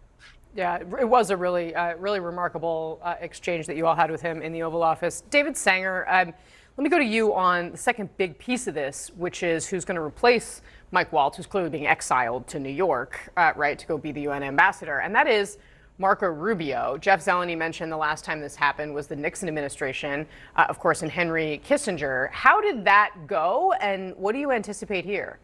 Well, it didn't go well. It was in a different era, of course. And Kissinger and Nixon had developed a really close relationship. And one of the big analogs right now, Casey, is that I think that, as you've heard, Marco Rubio and the president have actually managed to get along really well. And I think this reflects that. So there are two problems with holding this job simultaneously. The first is just a physical one. The Secretary of State travels around the world, frequently gone for, the whole week to Asia or Europe or Africa or Latin America. And the National Security Advisor basically lives in the Situation Room running a constant stream in most administrations, not necessarily in this one, of policy processes to debate out issues. So the first question is he can't be in two places at one time, even with the wonders of using secure video. The second problem, though, is the one that Jeff alluded to. The National Security Advisor's job, and what makes it one of the most important jobs in Washington, is to sort out the competing and frequently different interests and advice of the Pentagon, intelligence analysts, the State Department. So if you're representing the State Department and also playing the arbiter there's a sense from all your colleagues that you've constantly got your finger on the lever here to weight the State Department, even if that's not the case. David, is there a sense, or do you have the sense that, if he's sending he's going to give Mike Waltz another job, but he's clearly sending him away. If Rubio can't be in two places at the same time, and he is on the road all the time, does that simply open up a vacuum that will allow someone else in the White House to step in that perhaps the president is more interested in hearing from? Well, it can. Rubio apparently said that he would take this job for up to 6 months. There had been speculation about other people who could fill it, including Steve Witkoff, who was doing the negotiations with the Middle East, with Russia, with Iran. We're told that Witkoff didn't really want it. He wanted to sort of be at the spear end of the deal making here, which I could understand. He's got no national security background. Rubio's got lots. He ran, of course, the Senate Foreign Relations Committee and was served on it for some time. So there's lots of reasons that Rubio could be a good choice, but there are problems that you are inheriting when you do both. Be interesting to see who Rubio picks as his deputy, because gone in this as well is the number 2 at the National Security Council, Alex Wong, and so we are told. It has not yet been announced, and if that's the case, Rubio is going to need somebody who can really represent his interests and have the ear of the president. Yeah. So let's rewind just a little bit and look at how kind of we got here, because there was some writing on the wall ahead of today that Mike Waltz had, shall we say, fallen out of favor. There was this video we have yesterday of the president boarding his plane, boarding Air Force One, and you can see highlighted there is Mike Waltz walking with other officials and then not getting on the plane, being shown to the side, of course. And then in the Rose Garden today, this was before the announcement came from President Trump on Truth Social that Waltz was being nominated for this UN ambassador post. He thanked basically everybody else on his national security team except for Mike Waltz. Watch the president. Mike he took responsibility for it. Hegseth is doing a great job. He had nothing to do with this.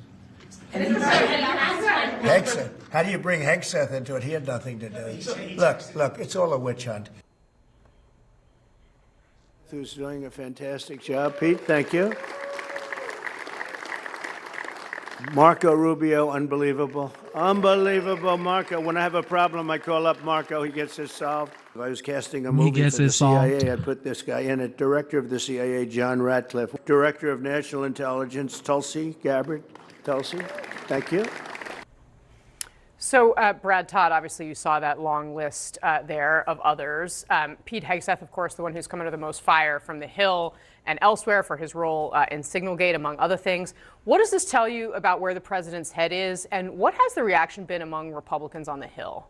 Well, Mike Waltz is quite popular with Republicans on the Hill. You know, he has one of the few people that sort of transcends that boundary, right, between the old sort of Cold War Republicans and a newer sort of new right populist Republican that has been Donald Trump has attracted. And that's a pretty big skill. He's a former Green Beret himself. He has a lot of in-depth knowledge on it. And I think that Mike Waltz remaining in the administration and in the president's orbit is going to be reassuring to people on the Hill. Congresswoman, enlighten us if you knew Mike Waltz at all when he served with you before he took this current role. But also, I mean, what concerns do you have? I mean, I heard one of your colleagues, Jim Himes, who, of course, longtime chairman of the Intelligence Committee, essentially make the argument Brad was making and saying he's a defender of Ukraine, saying it's not great that we don't have this in this position anymore. Yeah, I served with Mike Waltz on both the Armed Services and the Foreign Affairs committees. And I agree, he has a lot of respect in the Republican conference and also across the aisle. But my biggest concern is that Donald Trump thinks this is enough to respond to Signalgate. Like, I represent the biggest military community in the country. I have to look every day at these military families' faces and look in their eyes and tell them that I'm doing everything I can to keep their kids safe. When Pete Hegseth literally disclosed operational details before an attack, that is really, really concerning to service members' safety. And so to me, it's not enough to just move Mike Waltz to the UN. Like, Trump needs to fire Pete Hegseth. This is a real slap in the face to our service members and their families. Kristen, how are you looking at all of this as it unfolds today? I realize your perch is of one as a pollster. Yeah, so what I'm still trying to discern is how much of this is a direct response to Signalgate, Trump sort of not wanting to deal with that fallout, and how much of it is really about where is today's Republican Party on foreign policy. One of the things that I'm always seeing in my data is that you do have older Republicans tend to have more of that Cold War type approach. They believe in a very strong, robust role for America around the world. And frankly, I think Rubio is another one of those folks that has bridged that divide, we should say, has been of that perspective within the party for some time, and yet has gotten in the good graces of Donald Trump, who, especially his younger supporters and base, take a much more, we need to be America first, we need to look inward, we should not be out trying to police the world kind of approach. And so I'll be curious to see, does this reflect an actual real sort of elimination of the more kind of Cold War mindset oriented old school Republicans, or is this more just about Signalgate? All right. Thank you for tuning into the live show. It is currently 11:29 p.m. And of course, today's date is still the 1st of May, 2025. All right. There is a new update here by the President of the United States. Bless you, boo-boo. It said here, the United States, I'm going to read it to you guys. Many of our allies and friends are celebrating May 8th as Victory Day, but we did more than any other country by far in producing a victorious result on World War II. I am hereby renaming May 8th as Victory Day for World War II and November 11th as Victory Day for World War I. We won both wars. Nobody was close to us in terms of strength, bravery, or military brilliance. But we never celebrate anything. That's because we don't have leaders anymore. Yeah. All right, where am I? Okay, just because we don't have leaders anymore that know how to do so, we're going to start celebrating our victories again. So according to the DOGE, the President of the United States, the 45th, now the 47th, he's declaring, I am hereby renaming May 8th as Victory Day for World War II and November 11th for Victory Day for World War I. So it's looking like those days the United States would be celebrating World War II and World War I. What do you guys think about it? All right, that's the new update from Truth Social, Trump's social media, after he was banned on Twitter, Facebook. You know, a sitting president was banned on all of this platform, so he had to start his own social media. That's just out of this world, but it is what it is. He is now the president, even if he was Donald J. Trump. They try to stop him, but he is still the president of the United States. Isn't that just wild? Anyway, like I always say, this man does 2 to 4 events every single day. If you were here earlier today when we started streaming, he was in the White House and he gave almost a 2 hours speech. And yesterday he had a cabinet meeting and it was about 2 hours plus.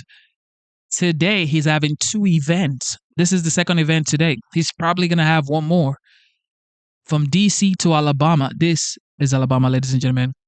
The University of Alabama. Here we go.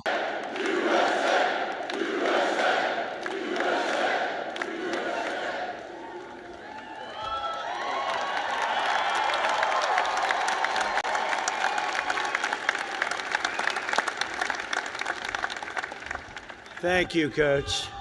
Wow, what a nice-looking group this is. What a beautiful group of people.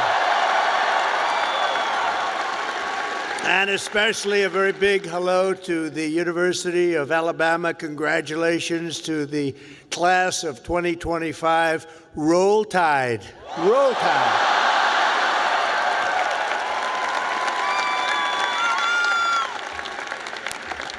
There are things that happen in life that are very important, and you always remember where you were when they happened.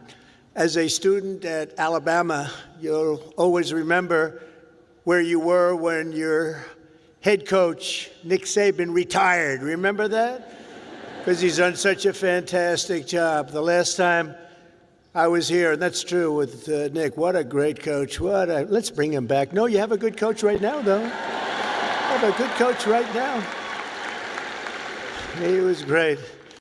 But the last time I was here, the Crimson Tide beat the Georgia Bulldogs 41 to 34. I was here. I got to watch it. That was some game. Today, it's my pleasure to return to this campus as the first president ever to deliver the keynote commencement address to this truly great American university. It's a great school. And there's nowhere I'd rather be than right here in Tuscaloosa, Alabama, Titletown, USA. That's what it's become. And I love this place. Maybe it's because I won Alabama by 45 points. Could that be the reason? 45? You know, the way they say, the polls have closed in Alabama. Trump has won Alabama immediately. It was very quick. It was very, very quick and nasty. That's what we like. They put all 7 of your commencement ceremonies. I don't know if you know this, but they put them all together first time ever, so I better do well, or I'm in big trouble. But I want to thank President Bell for his 10 years of distinguished service, highly respected gentleman, but 10 years of service to this great university, overseeing the education of 100,000 proud Alabama graduates. That's something to have on your record. I also want to thank Alabama Governor Kay Ivey, who's here with us, and she's a fantastic. Where is she? Where is she? She's around here someplace. She's here. I just took a picture. I said, you're doing a great job, along with the very wonderful man, a friend of mine, Senator Tommy Tuberville. Where's Tommy? Tommy's great. When he wanted to run for the Senate, I said, well, you beat Alabama 6 times in a row. How can you run for the Senate? He said, well, I just look at him and I say, well, I was responsible for them getting Nick Saban. I said, that's a good reason. And he won. Very easily he won. But I'll never forget that. Thanks also to a wonderful person, Representative Lisa McClain, a great person, great, highly respected. Gary Palmer, Robert Adderholt, Dale Strong, Ronnie Jackson, Ralph Norman, along with Lieutenant Governor Will Ainsworth, Alabama Attorney General Steve Marshall, Alabama Secretary of State Wes Allen, great people, Alabama Senate President Pro Tem Garland Gudger, Chancellor Sid Trant, and members of the University of Alabama Board of Trustees.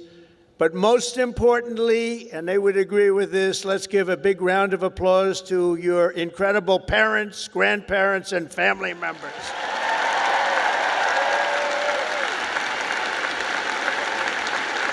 Because they made this wonderful day possible. Oh, you're great. Without them, it doesn't happen. Without them, you probably aren't here, and you wouldn't have that big, beautiful smile on your faces. This year, the graduating Alabama class of 2025 has over 6,600 graduates. You're the largest class in school history. Among your ranks are among the 800 first-generation college students and nearly 3,000 students from right here in the great state of Alabama. Amazing. And this class also includes many Rhodes Scholars, Goldwater Scholars, 213 Merit Scholars, and over 1,500 students graduating with red caps. You know what that signifies? 4.0 GPA. That's a lot of students. That's a lot of students.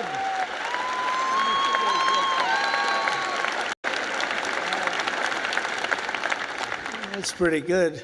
I know who I'd pick. I'd look for a red cap. I say, I want you to work for the beautiful Trump administration, this lovely administration. In addition, the class of 2025 has nearly 130 active duty service members, veterans, and members of the University of Alabama, ROTC. Thank you very much. Thank you. Everywhere you look, you can see the fierce spirit of this school. but nowhere more clearly than in your world-class athletics. There's nothing like it. Probably there's no school like it. That's why I would like to recognize the 11 graduating seniors on the University of Alabama football team. Where may they be? Where are they? You just have to look, and they're about a foot taller than everybody else. Oh, great. Thank you very much. Congratulations. Great season. Thank you. Thank you. Great season.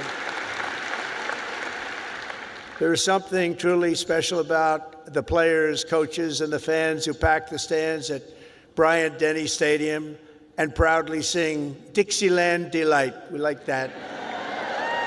Alabama has changed college football forever and inscribed into the history books the names of Bear Bryant, Joe Namath, 4 Heisman Trophy winners, and of course, the great Nick Saban.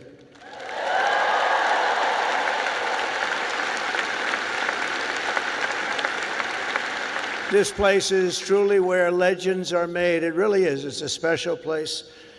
When your president called, we talked about it. It took me about 2 seconds to say, I'll go. I wasn't looking to do it, and we are busy. You know, we're winning a lot of battles right now. We love winning, don't we? Love winning. We're winning a lot of battles. But I wanted to do this. For the University of Alabama, good isn't good enough, tough isn't tough enough, and great isn't great enough. The Crimson Tide does not rest, does not quit, and does not stop winning until it's all time. You know, it's all time. You're always winning, and you're going to keep winning. That's why the University of Alabama football team has won more games in the last decade than any college football team in America. That's not bad.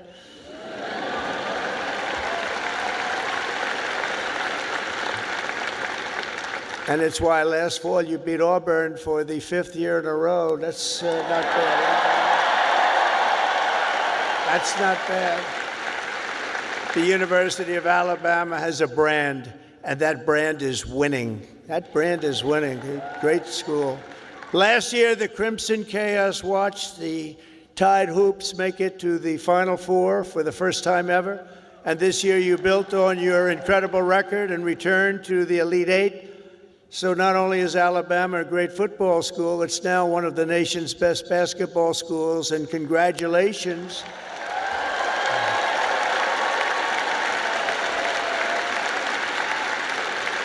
And I love sports, and I think I should have come here.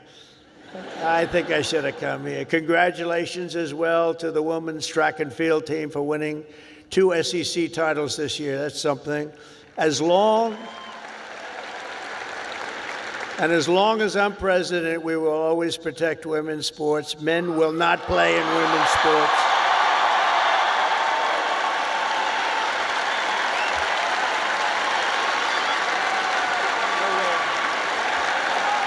No way.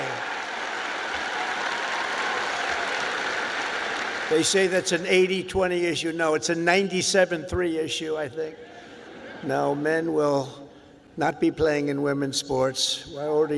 I said that, and I classified it with a very powerful executive order. As you know, it's done. The class of 2025 was the first to enter the halls of this university in the aftermath of COVID-19.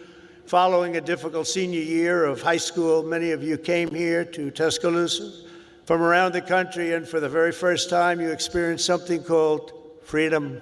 You had freedom. So let's give a big round of applause to the leaders of this state who chose liberty over lockdowns. They did. They did a good job.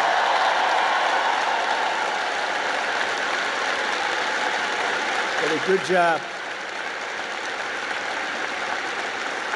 As you know, there are few campuses in the world more beautiful than this one, and there are few memories sweeter than the ones you have formed really at this capstone and at the capstone. You'll miss the beautiful sounds of Denny chimes, the excitement of lining the Walk of Champions, the Saturday tailgates at the Quad. As you graduate, it's natural to reflect on 4 years of happy memories, and you've really had happy memories here. You've done a lot of winning. Winning is a good thing to do. But today I'm also asking you to look forward to really something very, very bright and more promising, and it's going to be an even more promising tomorrow, I promise you that. You're the first graduating class of the golden age of America. We're in the golden age. You watch. It's the golden age.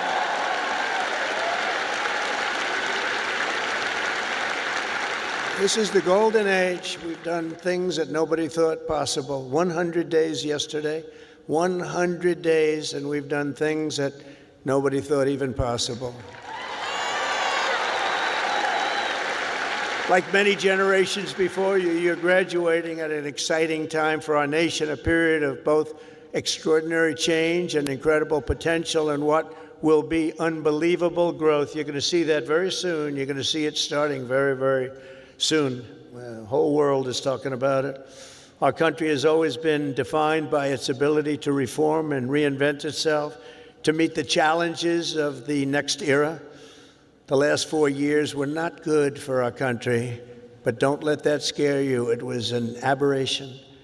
We're run by people who truly, at that time, 4 years, we were run by people that didn't have a clue. They didn't have a clue. I'm trying to be nice when I say it that way. They allowed our beautiful USA to be laughed at, scorned, and taken advantage of by everybody. We were ripped off on trade by nations all over the world, both friend and foe, and oftentimes a friend was far worse on trade than the foe. But those days are over. You're at the start of something very, very big. You're going to see that very soon. Now, exactly 250 years after the first patriots stood and fought at Lexington and Concord, we're in the midst of another kind of revolution, a revolution of winning and a revolution of common sense. Common sense.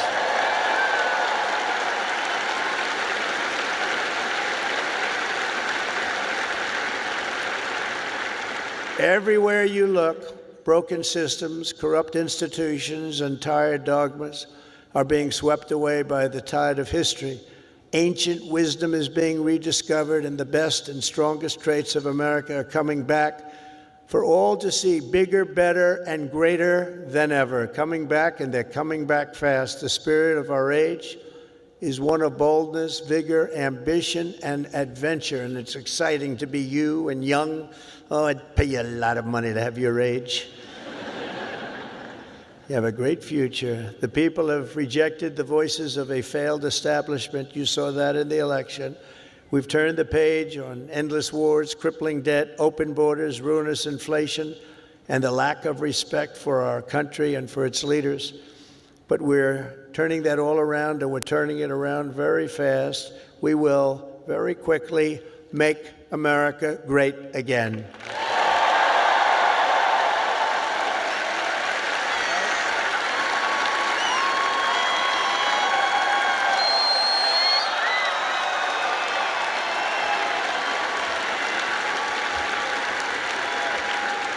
This week, we're celebrating the most successful first 100 days of any presidential administration in the history of our country, and we've been given a lot of credit for that, but 100 days does not a full term make.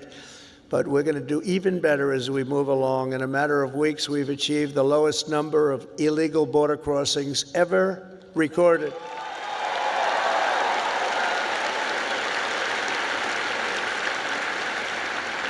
And you've seen it, hundreds of thousands of people pouring into our country from prisons, from mental institutions, from gangs, and all over the world, not just in South America. You'd see hundreds of thousands of people pour across in one day. You know what we had just recently? Three.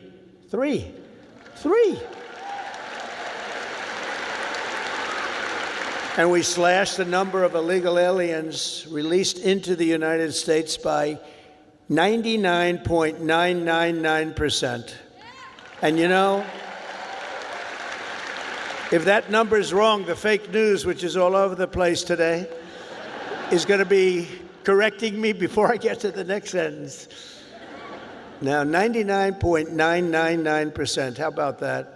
Nobody thought that was possible. They said you needed legislation. No, you just needed a new president. That's what you needed.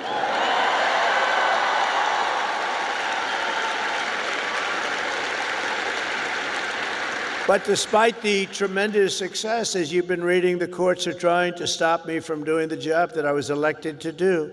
We won by millions of votes. We won all 7 swing states, 7 out of 7. We won 312 electoral college votes. They said, 270 would be great. We won 312 and 2,750 counties versus 525 counties throughout the nation. That's why when you look at a map, it's all red. It's all red. Every inch of it is red, a little couple of blue dots. But they have to let us do the job that the voters want us to do. Judges are interfering, supposedly based on due process, but how can you give due process to people who came into our country illegally? They want to give them due process. I don't know. We've created 350,000 new jobs and brought core inflation down to its lowest level in many, many years. Energy is down. Look at your cost of energy, way down. Groceries are down.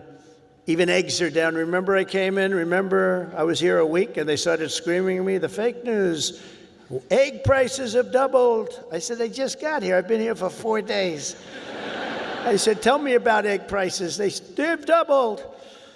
Well, they didn't double under me. I just got there, and we did a great job. We brought down the cost of eggs. In fact, they said you won't have eggs for Easter. They wanted to we have a big Easter egg hunt at the White House. You saw it just take place. And they thought we should order thousands of plastic eggs. Plastic. I said, no, we'll do it. And we straightened out the egg situation very quickly. Our great Secretary of Agriculture did a fantastic job, and we had so many eggs we didn't know what the hell to do with them. And prices of eggs have gone down 87% since I took office. That's something, right? But the price of food has gone down, and mortgage rates are down, and gasoline prices just hit $1.88 a gallon in 3 states. Can you believe it? It was at $3.50. It was at $4. We're drilling. Oh, we're drilling. You know, drill, baby, drill, right? We drill, baby, drill. We do that. We got it down. We have it going good. And, you know, when energy drops that much, you don't have much inflation. It's hard to have inflation. It was just announced that in the first quarter, investments in the United States are up 22%, that we're leading the whole world in investment. Everybody's pouring into our country with big dollars. And it's all about November 5th, the November 5th election, and tariffs and incentives that we've given that are going to make this country so much richer. We have $36 trillion in debt. That's going to start to come off. It's going to come off rapidly, but we'll be over $8 trillion in investment, with Apple and others investing $500 billion each. We've never had a period of time in 2 months, because we're here for 3 months, a little bit more, but give me a break for the first month. You know, had to get a little acclimated. Had to see where the enemy lies, because they're already looking to impeach Trump. You know, these crazy people. Let's impeach him. For what? We don't know exactly, but we'll try it. These people are crazy. So we had to, get our bearings for the first couple of weeks. So in 2 months, we had over $8 trillion, think of it, committed. Nobody's ever seen anything like it. There's never been anything like it in any country at any time, and it's all because they want to avoid the tariffs. We want to get here fast. And I said, a number of times, tariff is the most beautiful word in the world. And I got absolutely decimated by the fake news. They said, what about love? What about your wife? What about your parents? What about religion and God? So I said, all right, it's the 5th nicest word I've ever seen. And since I've done that, I've been in good shape. Nobody's bothered me. They've been very nice. So it's the 5th most beautiful word I've ever heard. But it's making us very rich, and you'll be seeing the results pretty soon, sooner than most people think, because that's what other countries have been doing to us, just so you understand. They were tariffing the hell out of us. We couldn't sell cars in Europe. We couldn't sell cars in China. We couldn't sell cars in Japan or anywhere else. We couldn't do anything. And all we're doing is we're doing it to them, but we're doing it much better. And the U.S. military is suddenly seeing its best recruiting numbers ever. We've never had numbers like that.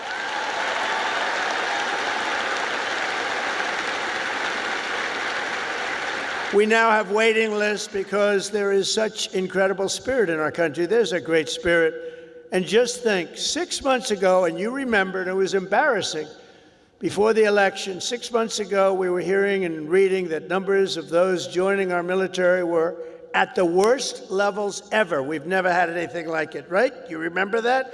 And now they're at the best levels ever. We have waiting lists to get into the military. We couldn't fill the positions, and that included in our police forces, our fire departments. We love our fire departments also. We can never forget our fire departments. But our police forces were begging for help.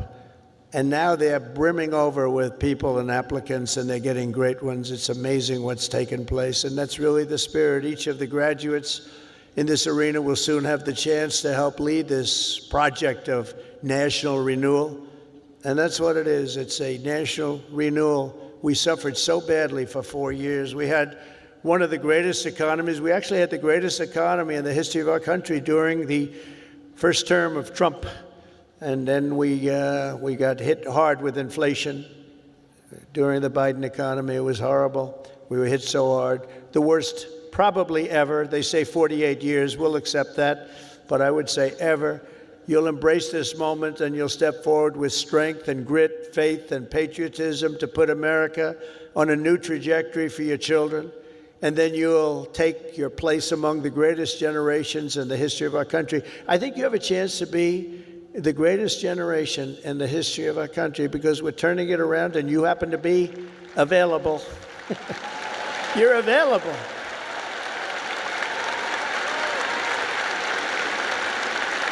That's a good time to be available.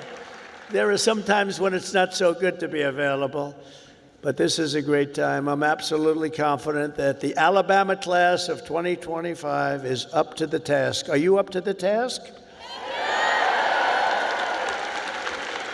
You learned a lot about winning here at Alabama, and now we need you to help win for America.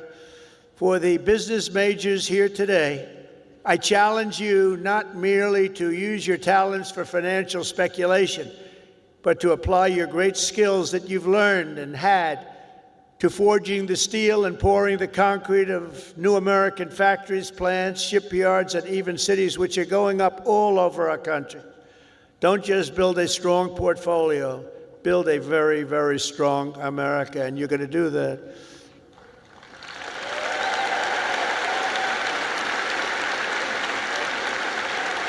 To the engineers, brilliant you are, technicians, scientists, and math majors, we need your Alabama spirit and competition to keep our country at the forefront of every single domain. America should have the world's tallest buildings, design the fastest airplanes, build the greatest cars, do everything the absolute best, better than any other nation in the world, and you can do it. And we will soon land American astronauts on Mars. That will happen. That will happen.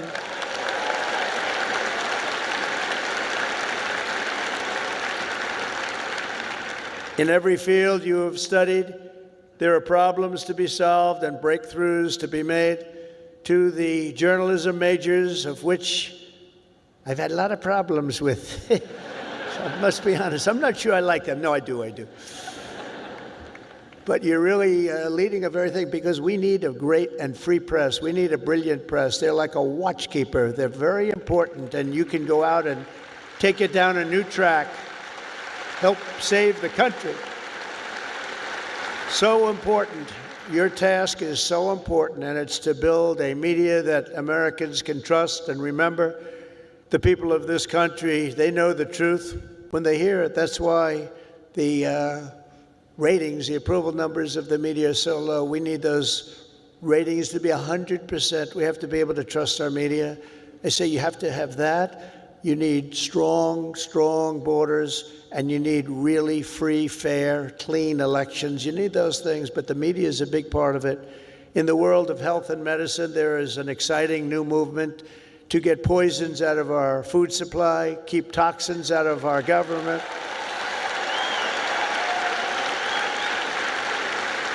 Clean out our environment and make America healthy again. And I think Bobby's going to do a great job, don't you? I think so. I think he's the guy we needed. And in government, it is the task of your generation to replace bureaucracy, graft, and waste with a new system that defends American freedom. These are big tasks before you, but the reward for your hard work will be the United States of America is stronger, prouder, better, and more unified than ever, ever, ever before. It's going to be.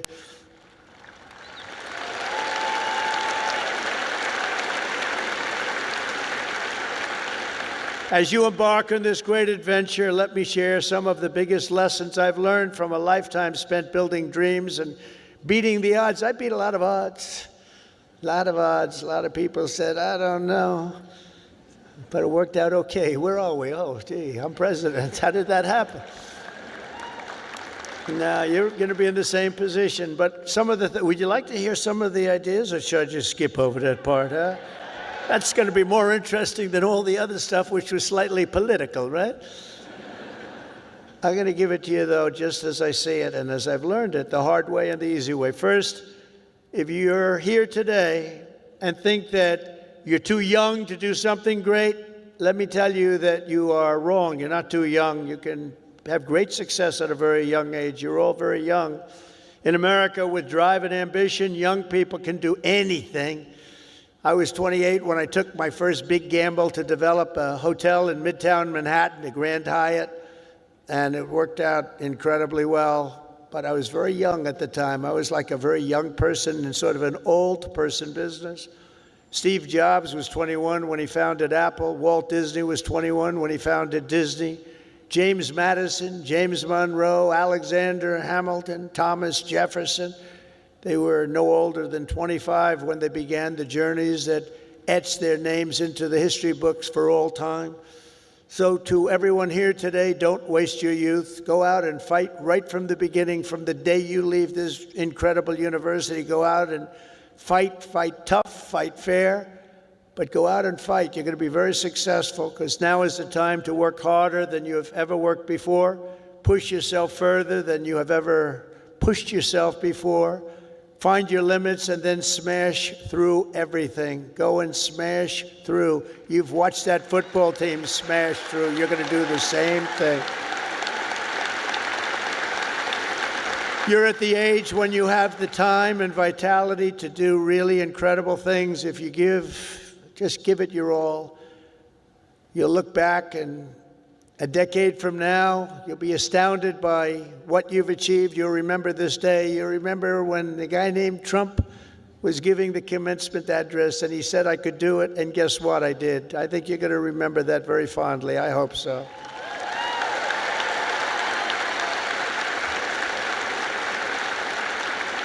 Second of all, and very importantly, you have to love what you do, okay? You have to. I rarely see somebody that's successful that doesn't love what he or she does. That's way you really like. Work isn't work. It's fun. I find it fun. I work all the time, and I find it fun. If I didn't find it fun, I wouldn't be successful, whether it was real estate or in showbiz. I had a lot of different careers, but I loved real estate so much, and I was very successful at real estate because I loved it. I learned a lot from my father because I watched him work. He worked he was a workaholic. He worked. He loved to work. He's a good man. He was a tough guy, tough as hell, actually. Now that I think back, I don't know if you could even get away with that nowadays. He was tough, but he was a good man, I'll tell you. And he worked 7 days a week. He worked Saturdays, Sundays. It didn't matter. And I learned by watching him, he loved his life. He loved what he was doing. He had a great long-term marriage, a long, many years. He beat me on that one. No, mine are very successful, but they haven't lasted quite as long. It was close to 70 years. That was a long time. I said, Pop, you beat me on that one. But you know what I learned from him? That he loved life, and all he did was work. I see people that don't work hard, and they're miserable. So go out and find. But he loved what he was doing. And you have to find something that you love, and you have to follow your own instincts. Listen to your parents. They're very wise, but you have to follow your instincts and your heart, your soul, and you want to be the very, very best you can be. Treat every day like a home game against Auburn. Fight like hell, and enjoy doing it, and your coach can tell you all about that. Third thing is to think big. You know, you're going to do something, you might as well think big, because it's just as tough. You can think small. I know a lot of people, they thought small. They're very smart. I know others that weren't nearly as smart, but they had a better picture of the big picture, because it's just as hard to solve a small problem as a big problem, and it's just as much energy and everything else, except the result is going to be a smaller one. So love what you do, but think big if it's possible. Now, if it's not possible, that's okay too. You do something, you have to do something that you love. You will have all the same headaches and challenges, all the same delays and setbacks, so you might as well do something that's just amazing. America doesn't aim small, Alabama doesn't aim small, and neither do you. So think big when possible, think big. Fourth is work hard. Work hard. Never, ever stop. An example is a great athlete, actually, Gary Player, golfer, great golfer. He wasn't as big as other men. He was actually on the small side. Don't tell him that. Friend of mine, don't tell him that, because he doesn't understand that. But he worked very, very hard. He made up for it. He never stopped. He won 168 golf tournaments. Think of that, 100. I said, Gary, you're winning like every weekend. Do you ever choke or anything? I don't know what choke means. And he made a statement years ago that I read, and I thought it was sort of an incredible statement. He said, it's funny, the harder I work, the luckier I get, right? Think of that. The harder I work, the luckier I get. So you really have to work hard, and you're going to be successful because you have the talent. To get into this school is not easy. To get through it is even more difficult. You have a lot of talent. Fifth is don't lose your momentum. You just want to keep it going, and you have to know if you are losing it, you have to know when you're losing it, so maybe you stop, and maybe it's time to stop. Listen to the feedback, think through your plan very carefully, and keep moving fast. The word momentum is very important. I mean, I'll just tell you a little story about a great real estate developer named William Levitt. He built Levittown. Some of you might live in a Levittown. He was the biggest developer in the whole country in the 1940s and so. And he built these jobs. He started with one house, then 2 houses, then 20 houses, then thousands and thousands of houses. And a company, Gulf and Western, came along and they said, we're going to make you an offer to buy your company. And they offered him a lot of money, more money than he ever thought he could make. And he retired, lost his momentum. He retired. And he led a beautiful life. He had a wife, I must tell you, it was his second wife. It was a trophy wife. What can I say? I don't like telling you everything, but we're all friends, right? Can we talk? We're all friends. He had a trophy wife. And he lived a different life. He moved to the south of France, but he it was a life of tremendous luxury. He had so many millions of dollars. He was given a fortune for the company. And 10 years went by, and then 15 years went by, and he got a call from this big conglomerate, Gulf and Western, and they said, we're not doing well with the purchase, because he used to pick up every nail, every piece of sawdust, every piece of wood, every chip, everything, and he'd sell it. He'd make a couple of bucks. Everything was perfect. They can't do that. You know, these big companies, they don't do that.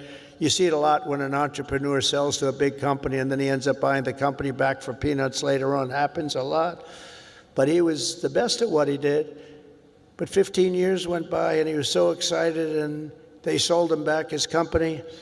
And he started, and he was going to tear apart the world because he got bored with a life of luxury. And he started building and building and building. And the markets turned on him. And he went bad, he lost everything, and he went bankrupt, absolutely bankrupt. And it was a sad story to read. It was such an amazing story because he was so rich, but he paid them, and he bought it for the right price, bought it low, but he went wild. But he lost his momentum. He wasn't good at it anymore. And he was at a party on Fifth Avenue, I'll never forget. And it was a party of a very, very powerful man who was having the party in a magnificent apartment overlooking the park. And I walked in, and there were 50 or so people. I recognized most of them, all the biggest business people in the world, actually. Very glamorous. I was doing well. I was young, and I was doing well. And I was invited to parties like that. And I looked in the corner, and there was Mr. William Levitt sitting all by himself on a chair, looking very glum. Nobody was talking to him, because you'll find that when you're not successful, you lose a lot of friends. It's not a good situation. But there was nobody talking to him, but I wanted to talk to him because I was in the real estate business and he was, and most of these people were in different businesses. And I went over and talked to him, and I said, "How are you, Mr. Levitt?" He goes, "Donald," he knew who I was, "not well, I'm not well." I said, "So can you come back?" He said, "No, son, I lost my momentum. I shouldn't have done it. I lost my momentum." And I never forgot that expression. He lost his momentum. If he would have kept going, instead of selling and relaxing and going into a different life, he probably would have been 3 times bigger than he was, but he lost his momentum. And you have to know when it's your time. I mean, there'll be a time when you do lose. You see it with fighters. You see it with a lot of people. They have a great record and they retire. And then 4 years later, they say, "I'm going back. I can beat that guy." And they get knocked to hell. And it's not good. It's not good. So he lost his momentum. You have to know when your momentum time is up. I call it momentum time. But follow your momentum. It's a very important word. You don't hear it from too many, but I've seen it. I've seen it a lot. Number 6, if you want to change the world, you have to have the courage to be an outsider. In other words, you have to take certain risks and do things a little bit differently. Otherwise, if that weren't the case, everybody would be successful. It doesn't work that way. Progress never comes from those satisfied with the failures of a broken system. It comes from those who want to fix the broken system. And you'll make the bigger money, you'll make the more success by acting that way. The other way may be more secure, but if you want to go to the top, you're just never going to do it unless you break the system. Change is never easy, and the closer you get to success, the more ferociously those with a vested interest in the past will resist you. They want to resist. So I just say, trust me on that, because I know you really do. You have to break the system a little bit and follow your own instincts. But if your vision is right, nothing will hold you down. Nothing. You have to have the right vision. If you look at some of these internet people, I know so many of them. Elon is so terrific, but I know now all of them, they all hated me in my first term, and now they're kissing my ass, Do you know? It's true. Oh, God. It's true. Oh, my God. It's amazing. It's nicer this way. Now, in the first, they didn't know what happened because I won an election that, there was never a businessman that won a presidential election. Out of 100%, 8% were generals and 92% were politicians. Not even admirals, not even just generals. There were 8 generals: General Washington, General Grant, General Eisenhower. But 8% were generals and 92% were politicians. And when I ran, everyone said, "Well, he can't win. He's a businessman. That's not going to work." And, but you have a natural instinct for things. I guess I had a natural instinct. I said to somebody, "Was I a better businessman or a politician?" And they said, "Well, there are a lot of guys that made a lot of money. Oh, God. But there's only one guy that became president that was a businessman. Yeah, that's right. So I guess you're a better politician." But I don't think of myself as a politician. I think of myself as a businessman, and I'm proud of. The lady back here, man, she glazing, bro. The lady right behind Trump, she glazing. She said, "Lord." That. And I've applied business instinct, and that's why I think you're seeing us doing so well.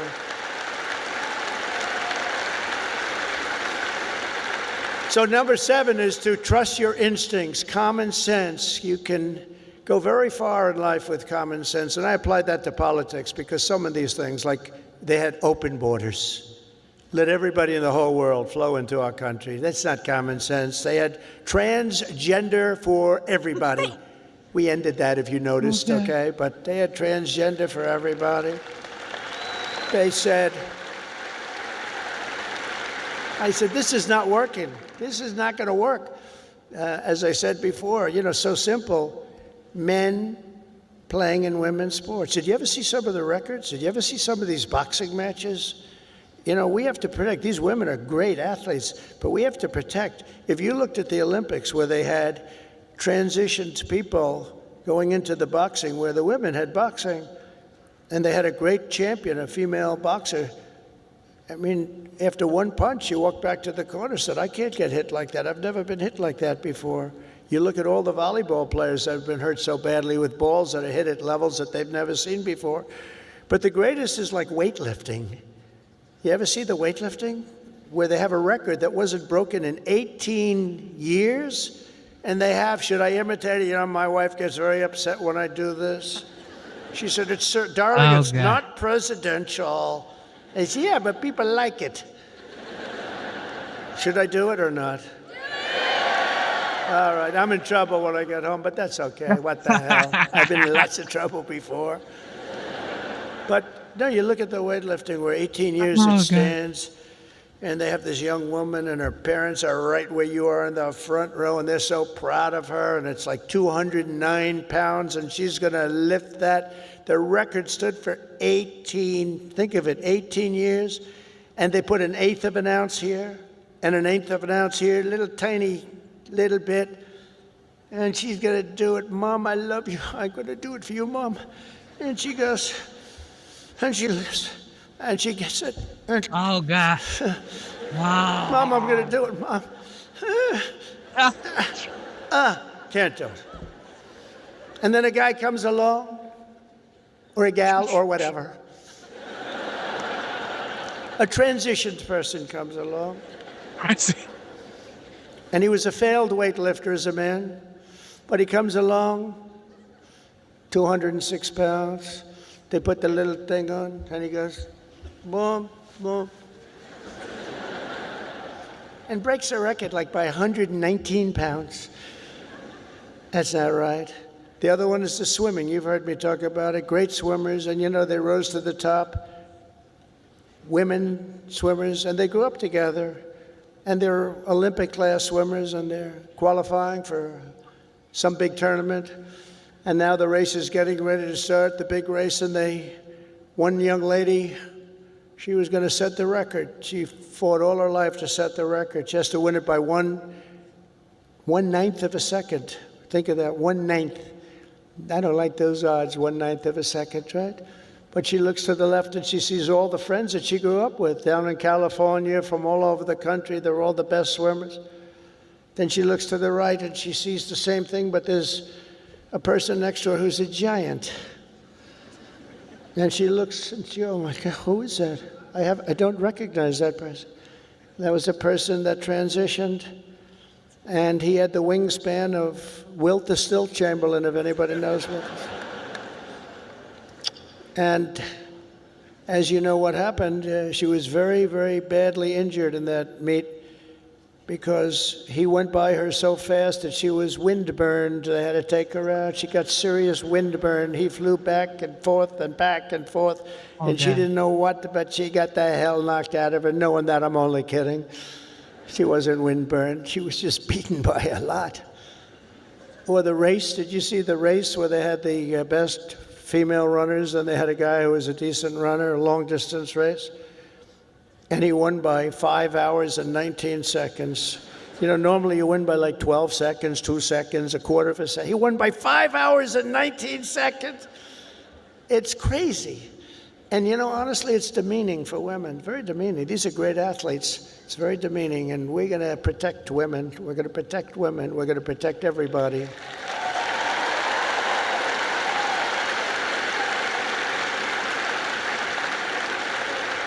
So now that I'm in trouble with my wife, I'm going to blame the University of Alabama for asking me to go through with that stuff.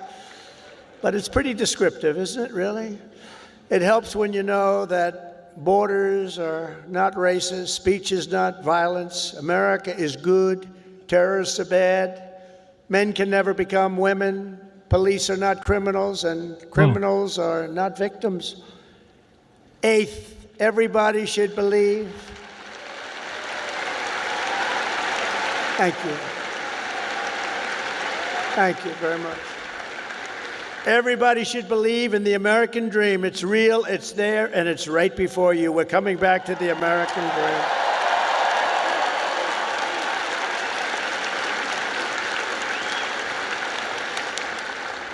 dream. Ninth, think of yourself as a winner. The power of positive thinking. Dr. Norman Vincent Peale, from many years ago, wrote a book, The Power of Positive Thinking, and there is a lot to it. The power of positive thinking.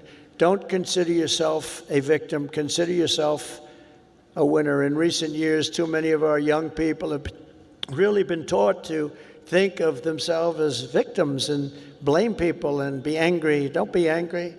But in America, we reject that idea that anyone is born a victim. Our heroes are the ones who take charge of their own destiny, make their own luck, and determine their own fate despite the odds, despite all odds. That's what happens. They're given a little chance in many cases, very little chance of success, and they become the most successful people in the world. Whether you were born rich or poor, black or white, male or female in America, anyone can be a winner, and our whole country will be cheering you on, and I'll be at the front of the line cheering you on, especially because you come from this incredible university.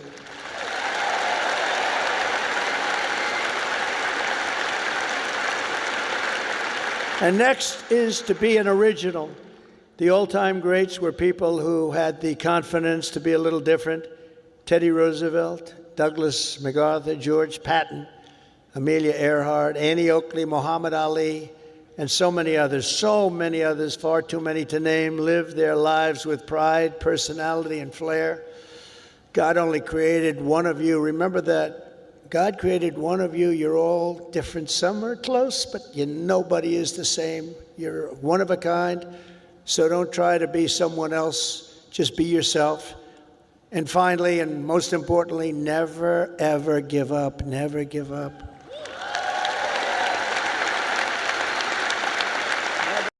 Just listen to your president. Inspire the next generation. I don't want to say Biden could never, because he never, he just never. He didn't have that aura about him. Trump is just different, man. He's different. You can hate him, but he's in your face. He's in your memory. He's in your sleep. He's in your dream. He's in your mind. He's in your head. He lives in your head rent free. He's unstoppable. Never give up. And I've learned anything in life, and it's so true. One of the most important things you can learn, if you just went a little bit longer, if you just held out a little bit longer, you would have been successful. Well, the stories of that are legend. But I've learned that perseverance is everything. So whatever happens, no matter where you are in life, stay optimistic and just keep pushing forward. Just don't stop. Never, ever give up. Victory is right around the corner. I've watched Coach Saban win games that really were virtually over. You've seen it. You've been in the stands. He won a couple of games. I said, Coach, you got lucky as hell. He said, I didn't get lucky. I'm a talented guy. Those little touchdowns that come out of nothing, he's amazing. But he's a guy that doesn't quit and doesn't know what the word quit even means. He couldn't define it. He took victory out of the jaws of defeat, and you can do that too at every stage in my career. My enemies, of which there were many and probably are right now, I can think of a couple of people that don't like me too much right now. But they said that they have to do everything they can to keep me from winning, to keep me from making it. And I'm representing you, so I have to make it. I have big shoulders, but these are big shoulders. I have to win for you. I'm not winning for myself. I'm winning for you. Do you remember when they said that Donald Trump will never become president of the United States? Remember Barack Hussein Obama said that? Barack Hussein Obama. Donald Trump will never be president. Like 50 other politicians said that. Where are they now? Oh, let me see. Oh, there they are. Where are they now? But here I am standing before you as the 45th and 47th president.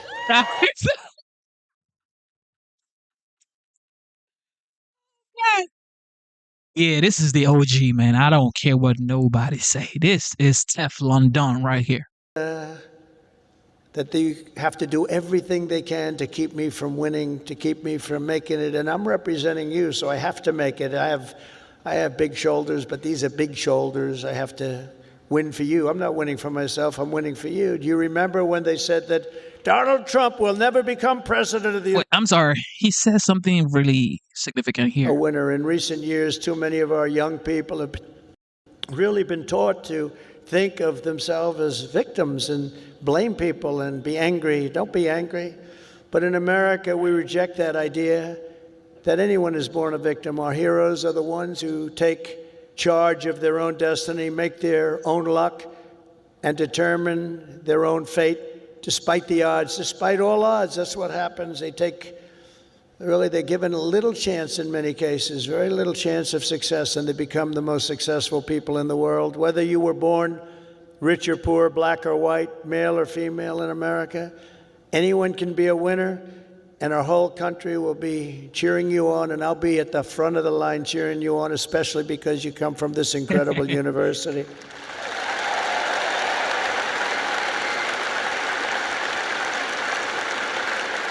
And next is to be an original. The old-time greats were people who had the confidence to be a little different. Teddy Roosevelt, Douglas MacArthur, George Patton, Amelia Earhart, Annie Oakley, Muhammad Ali, and so many others, far too many to name, lived their lives with pride, personality, and flair. God only created one of you. Remember that. God created one of you. You're all different. Some are close, but nobody is the same. I'm going to listen to this again. One of a kind. So don't try to be someone else. Just be yourself. And finally, and most importantly, never, ever give up. Never give up. Never. Never, ever. Never, ever. Ever, ever. Never, ever. Ever, ever. Never give up. And I've learned anything in life, and it's so true. One of the most important things you can learn, if you just went a little bit longer, if you just held out a little bit longer, you would have been successful. Well, the stories of that are legend. But I've learned that perseverance is everything. So whatever happens, no matter where you are in life, stay optimistic and just keep pushing forward. Just don't stop. Never, ever give up. Victory is right around the corner. I've watched Coach Saban win games that really were virtually over. You've seen it. You've been in the stands. He won a couple of games. I said, Coach, you got lucky as hell. He said, I didn't get lucky. I'm a talented guy. You know, those little touchdowns that come out of nothing. He's amazing. But he's a guy that doesn't quit and doesn't know what the word quit even means. He couldn't define it. He took victory out of the jaws of defeat, and you can do that too at every stage. And that was the sentence I was waiting for. He took victory out of the jaws of defeat. God damn. In my career, my enemies, of which there were many and probably are right now, I can think of a couple of people that don't like me too much right now.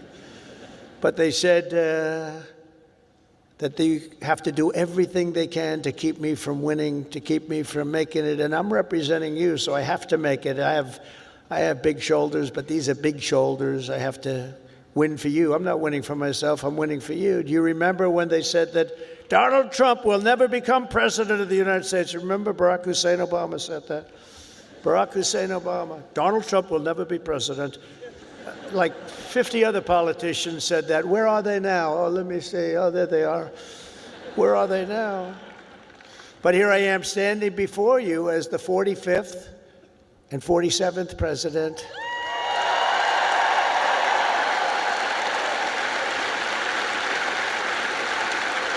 You heard that a lot. But against all odds, I did great in 2016. 2016, how great was that?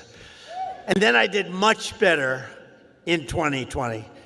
Sorry, the election was rigged. But it was a rigged election. And then in 2024, I made it too big to rig. I said, we got to do this again. We got to do this again. And we made it too big to rig. We made it. That was a great expression. I said, you got to go and vote. Even though I was leading big in the polls, I said, it doesn't matter. You got to make it too big to rig. And they did. They went out and they voted and voted and voted. And we won the whole thing. And it was so good. And it's such a great mandate for our country. That's the important thing. So never let anyone tell you that something is impossible. Ever, ever, ever. In America, the impossible is what we all do best. There is nothing you cannot do if you are willing to fight for it. You got to fight, fight, fight. Oh, I've heard that expression. Man, I don't know about you guys, but this man inspires me. Yeah, say what you want to say. I've said this multiple times. I mean, regardless of how you feel, I look at successful people and I say, you know what?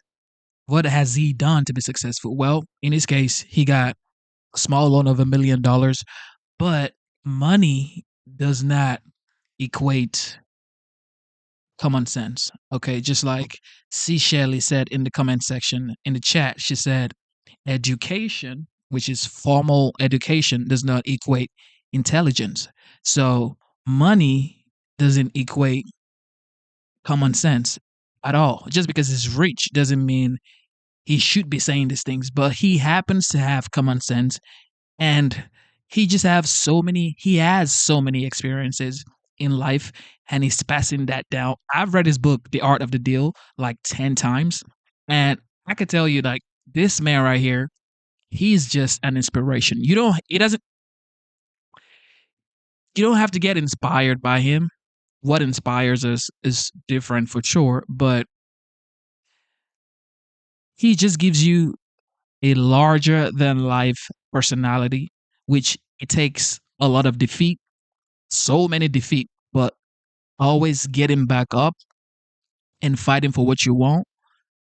Trump actually teaches that, because these folks almost put this man in prison. His home was raided in Mar-a-Lago. This was a former president that FBI went to his house and raided his home. And yet, that same man has become the president, the 47th president of the United States. Yeah, I'm inspired. I don't care what nobody say. Funny. That's not here. That's not here on the actually, most of what I've said tonight is not on the teleprompter. That's all right. Isn't it nice to have a president that doesn't need a teleprompter and can sort of have a little fun? Because I feel that this is home. You know, it's been such a great state for me. I feel it's home. When they said Alabama, I said, that has a good ring to me. But it's something nice about somebody that doesn't need a teleprompter, isn't there? Huh? But for the past 4 years, you've lived in a state known for its fighters, its champions, and its warriors, and you've lived in the great state of Alabama, one of the greatest of them all, from Huntsville to Birmingham, from Montgomery to Mobile, and from right here in Tuscaloosa.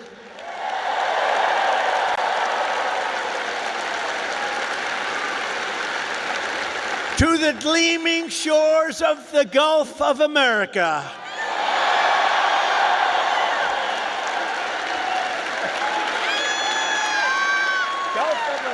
That's a nice thing.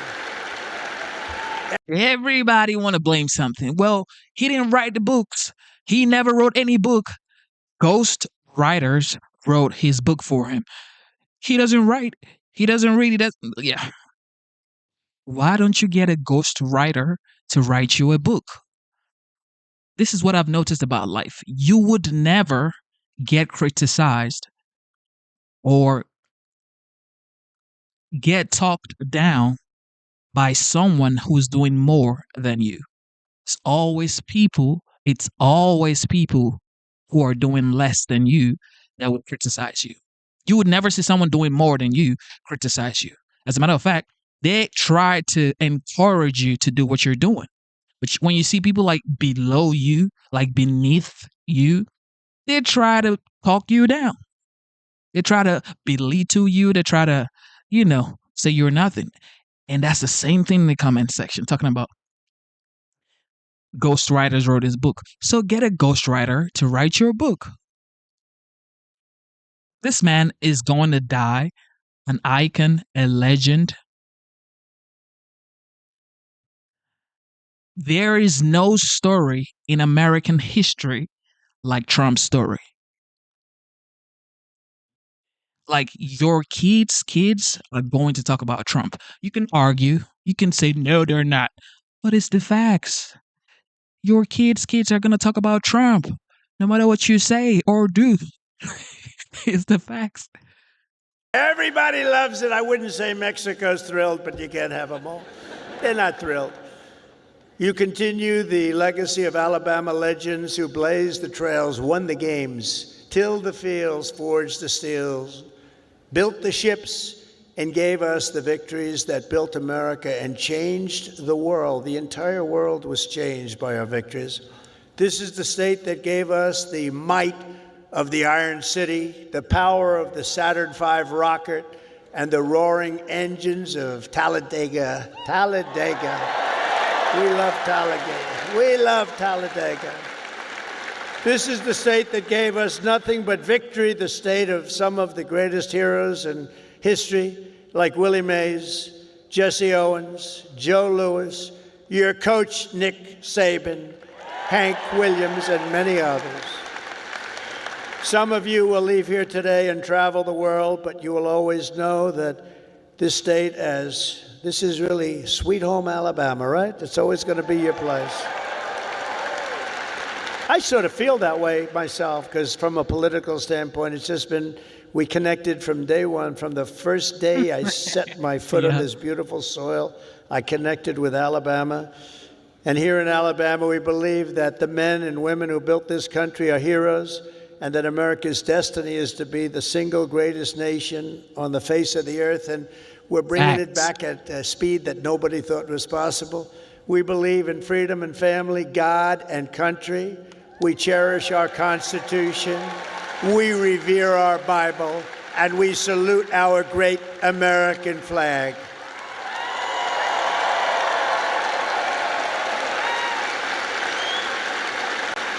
We honor our police, we respect our veterans, and we always stand for our one and only national anthem. We love our national anthem. We believe in strong parents, strong values, strong communities, and very strong borders.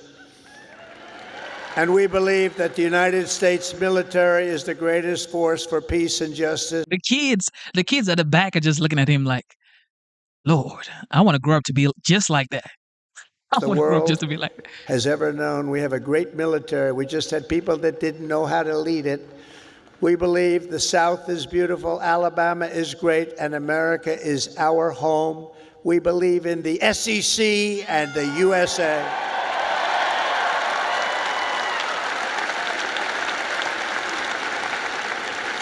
Graduates of the Alabama class of 2025 standing here before you in this magnificent arena, it is clear to see the next chapter of the American story will not be written by the Harvard Crimson. It will be written by you, the Crimson Tide. True. That's true. That's true.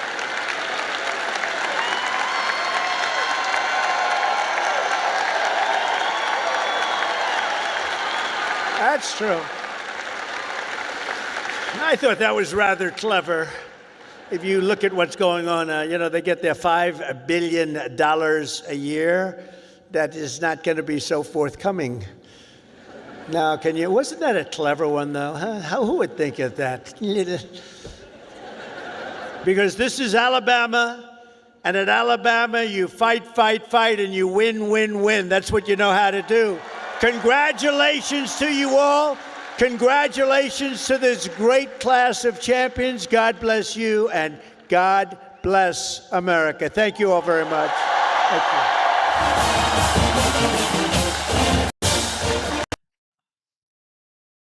Man, I don't know. If you're hating on this man, you're just a hater, because you hate him because he's rich. You hate him because his father left him millions of dollars, and your dad left you nothing. I get it. But it doesn't matter, bro. Like, it doesn't matter. It doesn't matter. He's not your problem, okay? He is not your problem. Look at the kids. You cannot tell people to respect you. You have to earn respect. Take a look at the kids behind him. Look at that little. Because this is Alabama, and at Alabama, you fight, and you win. That's what you know how to do. Congratulations to you all. Congratulations to this great class of champions. God bless you, and God bless America. Thank you all very much. Thank you. They stood up immediately. He got done. Like, look at their faces.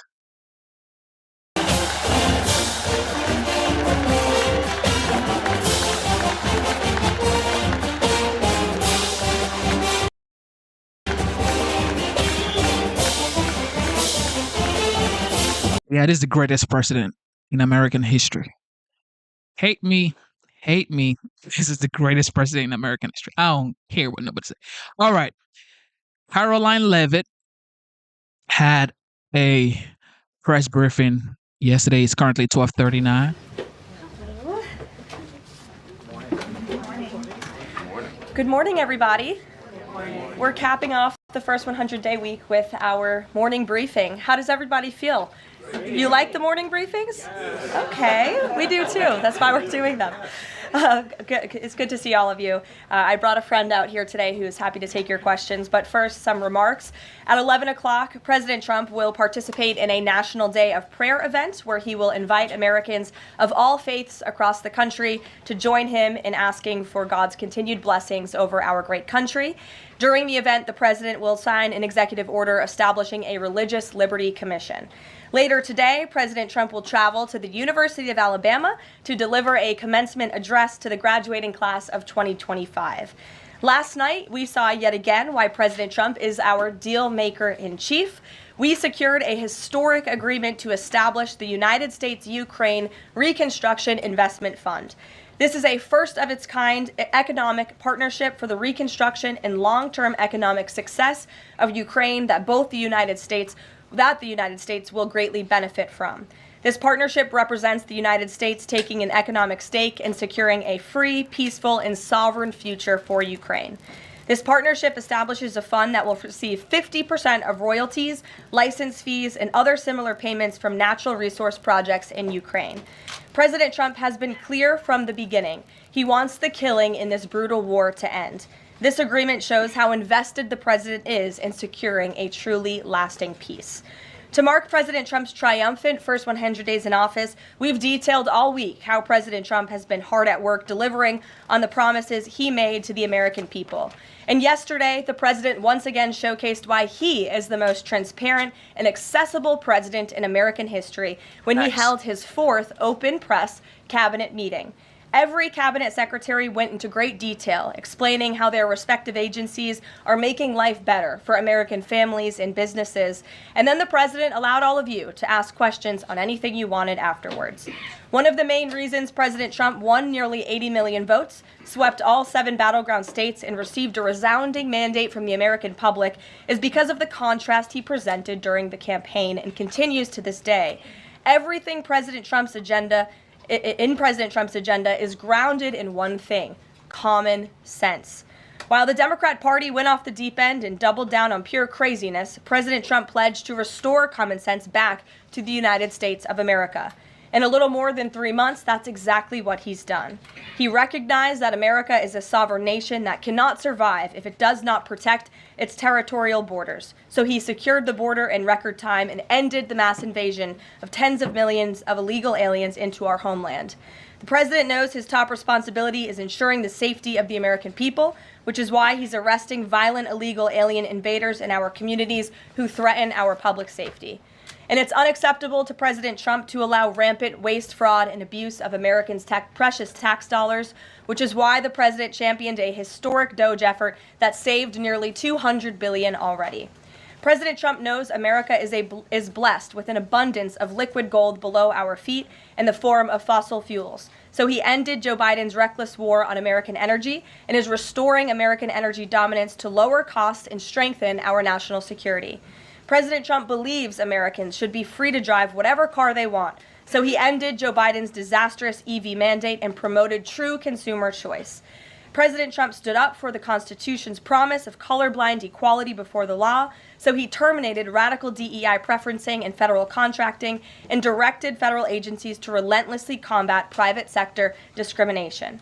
DEI seeks to divide and pit Americans against each other based on immutable characteristics. President Trump put an end to it.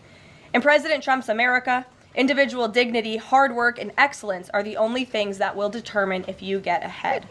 President Trump is a proud free speech champion, which is why he ended Joe Biden's trampling of free speech rights and the federal government's censorship of American speech on online platforms. The president believes college students have a right to speak their minds and go to school safely. Again, common sense. So he took bold action to protect Jewish American students from harassment by pro-Hamas radicals on their campuses. And President Trump knows that America's children are our future, and he'll never stop fighting for them. That's why he ended the radical, un-American indoctrination of children by eliminating support for divisive, radical gender ideology and equity ideology, and why the president protected parents' fundamental rights. And lastly, the president believes in fundamental biology. Isn't that something? Which is why he made it the official policy of the United States government that there are only two sexes, male and female. And because men and women are biologically different, President Trump ended the unfair, demeaning practice of forcing women to compete against men in sports and having their private spaces invaded. When President Trump promised a complete restoration of America and the revolution of common sense, he meant it. And over the next 100 days, get ready for historic trade deals, budget deals, and peace deals.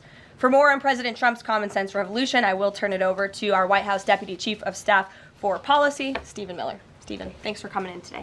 Thank you, Caroline. Great to be up here with you, and great to see so many familiar faces I've had a chance to get to know over a number of years as we gather this morning to continue our celebration of President Trump's unprecedented and historic first 100 days in office, what are without doubt the greatest 100 days to begin any American presidency in the history of this nation. This week, you've heard about the historic actions President Trump has taken to secure our homeland, to secure our sovereignty, to secure our economy and our supply chains and our industrial base. Today, you're also going to hear from me about what President Trump has done to secure our values, our culture, and our way of life from the unwavering assault from the radical left and the communists and the Democrat Party. One of the most significant crises that President Trump inherited upon taking office was the wave of racial discrimination, so-called diversity, equity, and inclusion policies that have taken over both public sector and private sector entities all across the United States of America. Perhaps the most dramatic example of this is that our air traffic controllers were being hired and promoted based on race and gender, not their ability to conduct our nation's air traffic. I would estimate that probably 90% of Americans would agree with the statement that airline safety should be based on your ability to keep, airline safety jobs should be based on your ability to keep planes landing and taking off and flying safely, not on what demographic box you check. President Trump has ended across the entire federal government all hiring, recruiting, retention, promotion, and training based on race and sex. This includes in our law enforcement agencies. So again, when we took office, even in sensitive law enforcement, national security, and intelligence agencies, we were hiring individuals not on their ability to carry a weapon, not on their ability to keep Americans safe, not on their ability to conduct sensitive intelligence operations, but based upon race and sex. And obviously, that is unacceptable. It's going to be merit-based across the whole federal government. But this wasn't just the federal government. This was the private sector, and this was also, of course, our entire university and education system. So President Trump's Department of Justice, working with other departments and agencies, have made clear that this administration is going to fully enforce Title VI, Title VII, and Title IX of our federal civil rights code Discrimination based on race and sex is prohibited by law. And this administration will vigorously enforce that. And companies, small or large, that violate plain text of federal statutes will face appropriate financial and other penalties. This administration is not going to let our society devolve into communist, woke, DEI strangulation. We are going to have a system of merit, which is not just a social and cultural issue, it's an economic issue. When you hire, retain, and recruit based on merit, as President Trump has directed, you advance innovation, you advance growth, you advance investment, you advance job creation, you create the best and safest product for all Americans. When a citizen goes to, say, a hospital in a medical emergency, they don't care what race or sex their doctor or their nurse is. They want the best treatment they can get in that emergency. When they're flying a plane or when they are on an aircraft, they want that pilot to be the best pilot, the safest pilot, not caring what that pilot's race or sex is. This applies across the whole government. In particular, looking at our university system, this administration has opened investigations into universities across the country for violating, and we talk a lot about Supreme Court rulings, universities across this country are in plain and direct violation of the Supreme Court's ruling that affirmative action, as in racial quotas and set-asides, are illegal. Students must be admitted to universities on a color-blind basis. But we have demonstrated through clear evidence that our university system, including our medical schools, and perhaps particularly our medical schools, are engaging in race-based discrimination, racial set-asides, racial quota schemes, and other efforts to evade the Supreme Court's ruling, and again, the plain text of federal statute. So universities are on notice, and universities are already facing the financial consequences of their noncompliance with federal law. The clearest example that we're all familiar with, of course, being Harvard, which is engaged in repeat, systemic, and sustained violations of federal civil rights law. Another area of civil rights law that we talk about a lot, of course, is Title IX, sex-based discrimination. And this administration ended the Biden administration's policy and the Democrat Party's policy of allowing men into women's sports, men into women's spaces. We are using every single legal and financial tool we have at President Trump's direction to make it clear that schools and universities are and will lose federal funds, as you've seen in Maine, if you allow men to invade women's sports and women's spaces. And this applies to our whole K-12 system. The Department of Justice is also coordinating with state and local law enforcement to fight child abuse in our school systems. It is child abuse to change a child's gender, particularly if you do not inform the parents. In other words, if a 5-year-old or a 6-year-old goes to school, or a 7-year-old goes to school, and the teacher tries to turn the boy into a girl or the girl into a boy, that is child abuse. And this administration is treating that as child abuse. And it is a gross violation of parental rights. Right. This also includes the administration's message to our hospital systems that they cannot... Exactly, because I don't want my daughter in school saying, oh, I think I'm a boy. And she's, 6 years old? And the teacher is saying, well, I'm not going to tell the parent. I'm going to protect the kid from the parent because the kid says they're not what God has created them to be. So I'm just going to live my life with my kid at home as a girl, but when she gets to school, she's going to be they, them, and I wouldn't know. Yeah, that right there. No. Nope. And will not be allowed to use taxpayer dollars to perform chemical castrations and sexual mutilations of children. Castration surgeries, castration drugs, sterilization treatments of children are barbaric. They violate all sound medical ethics. They are completely unwarranted. They harm children for life, irreversibly. It is child torture. It is child abuse. It is medical malpractice.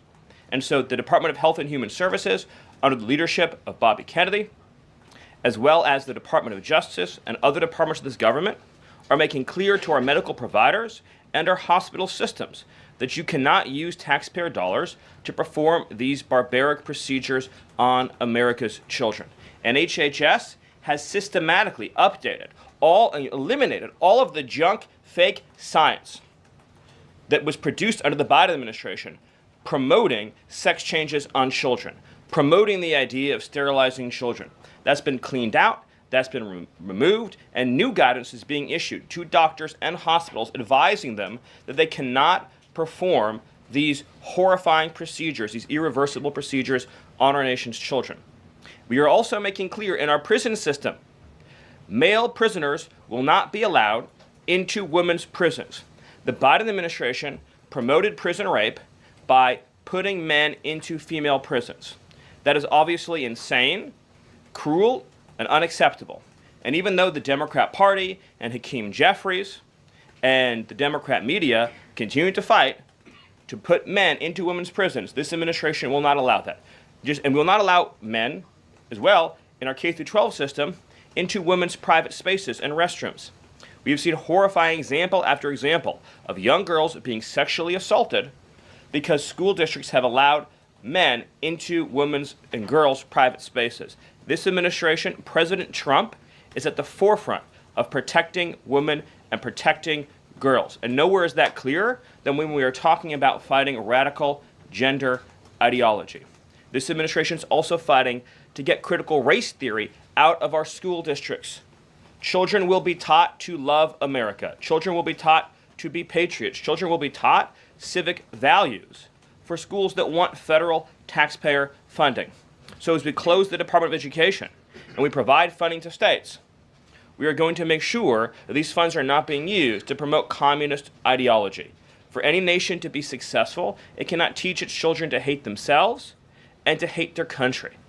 So these are a few of the areas in which President Trump has fought the cancerous communist woke culture that was destroying this country, where we were led to believe that men were women, that women were men, that racial discrimination was good, that merit was bad, and that safety and physical security mattered less than the feelings of liberal ideologues.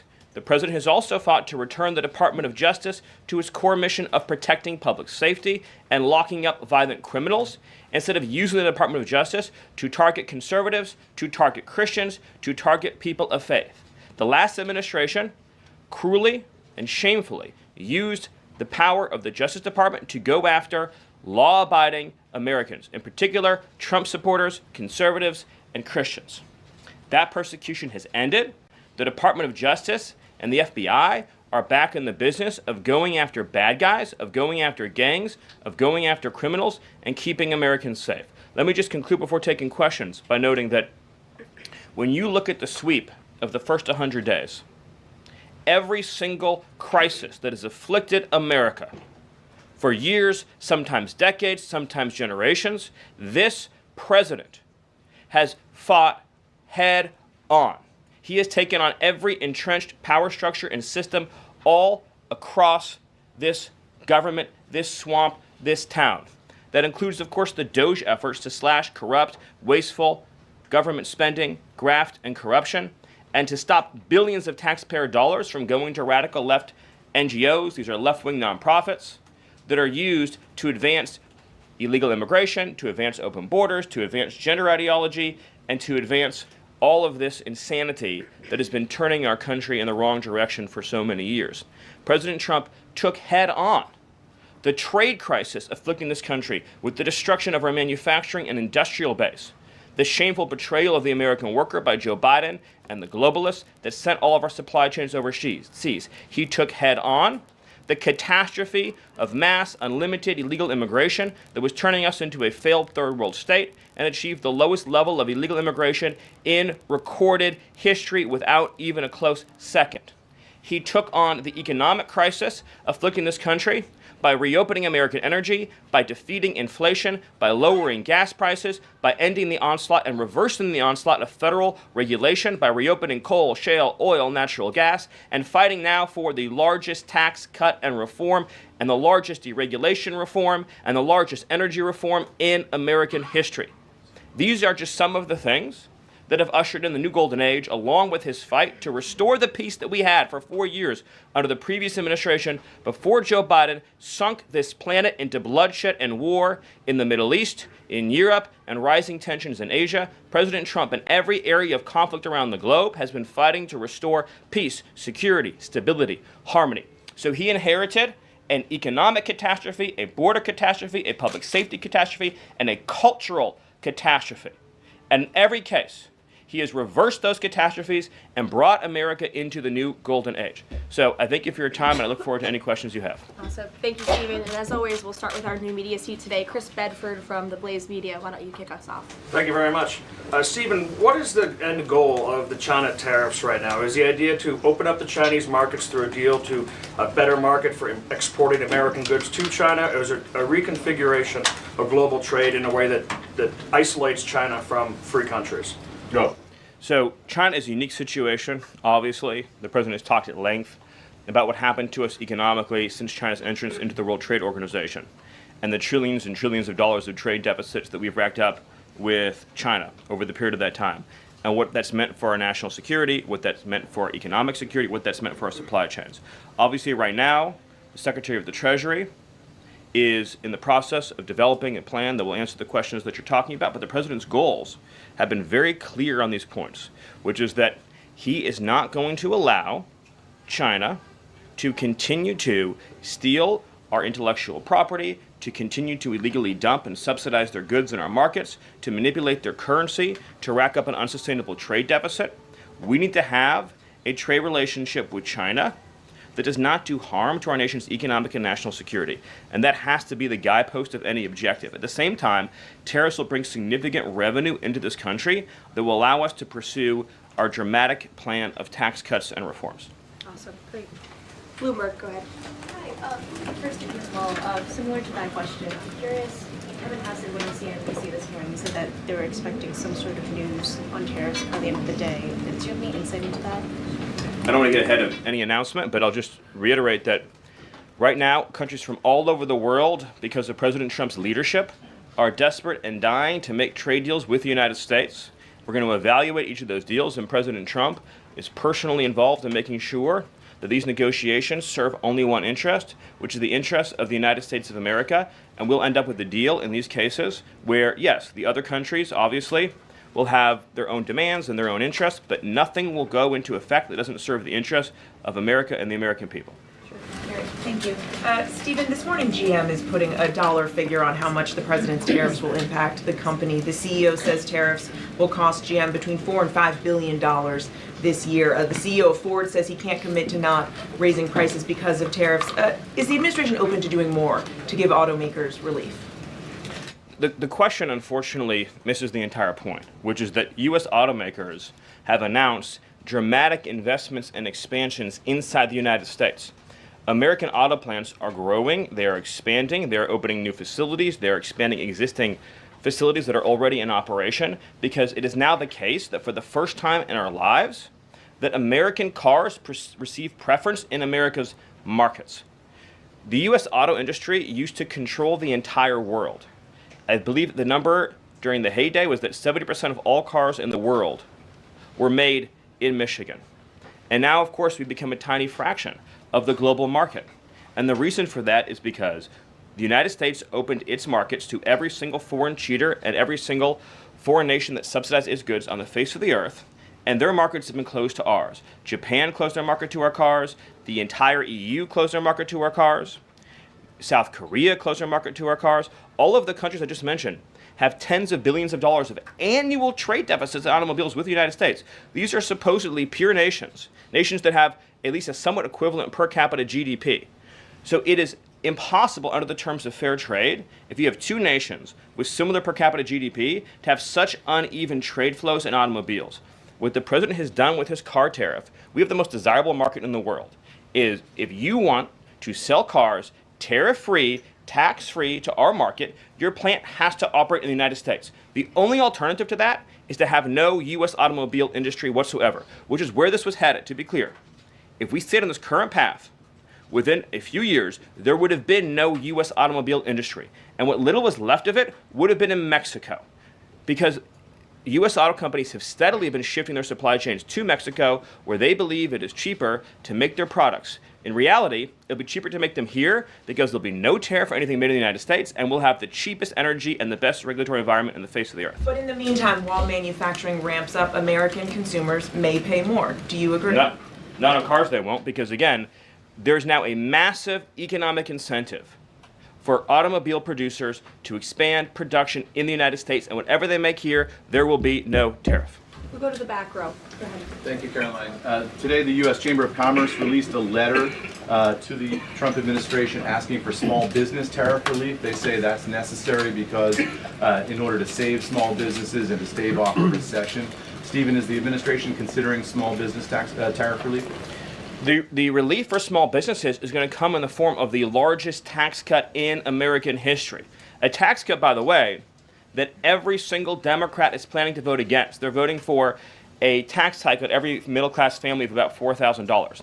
The president has made clear that there will be 100% expensing for investment in the United States. Companies that invest in the United States will be able to deduct 100% of that cost from their tax liability. This will be the most pro-small business tax bill in American history.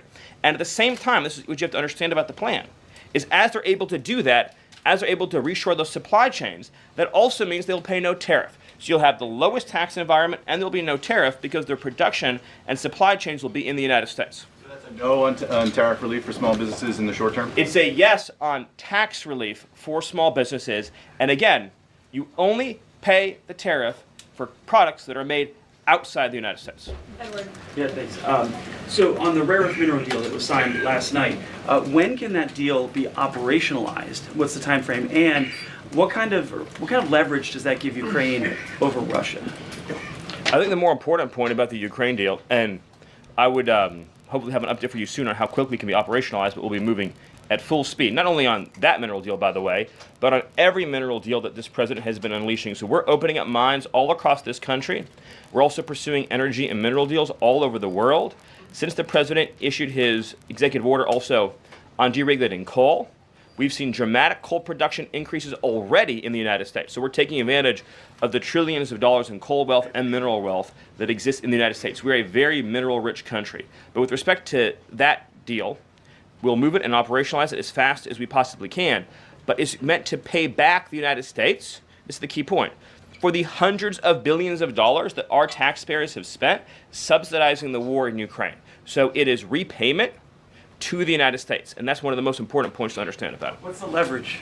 Does it give? What kind of leverage does it give? The president's goal, again, is to end the killing, to achieve a peace settlement. That remains, of course, the overriding objective. Thank you so much, Caroline. Thank you, Stephen. Thank you.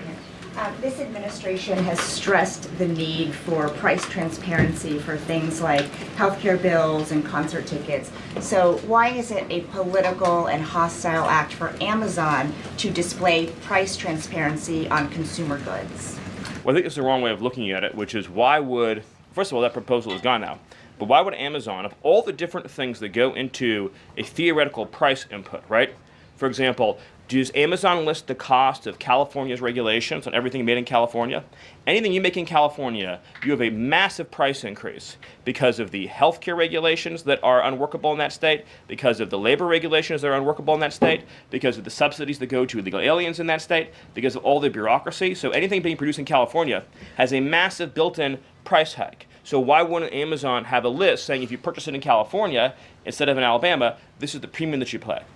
That you pay. This was a clear attempt by whoever proposed it originally, I don't know, because Amazon says they were never going to do it, to try to undermine our trade negotiations with China.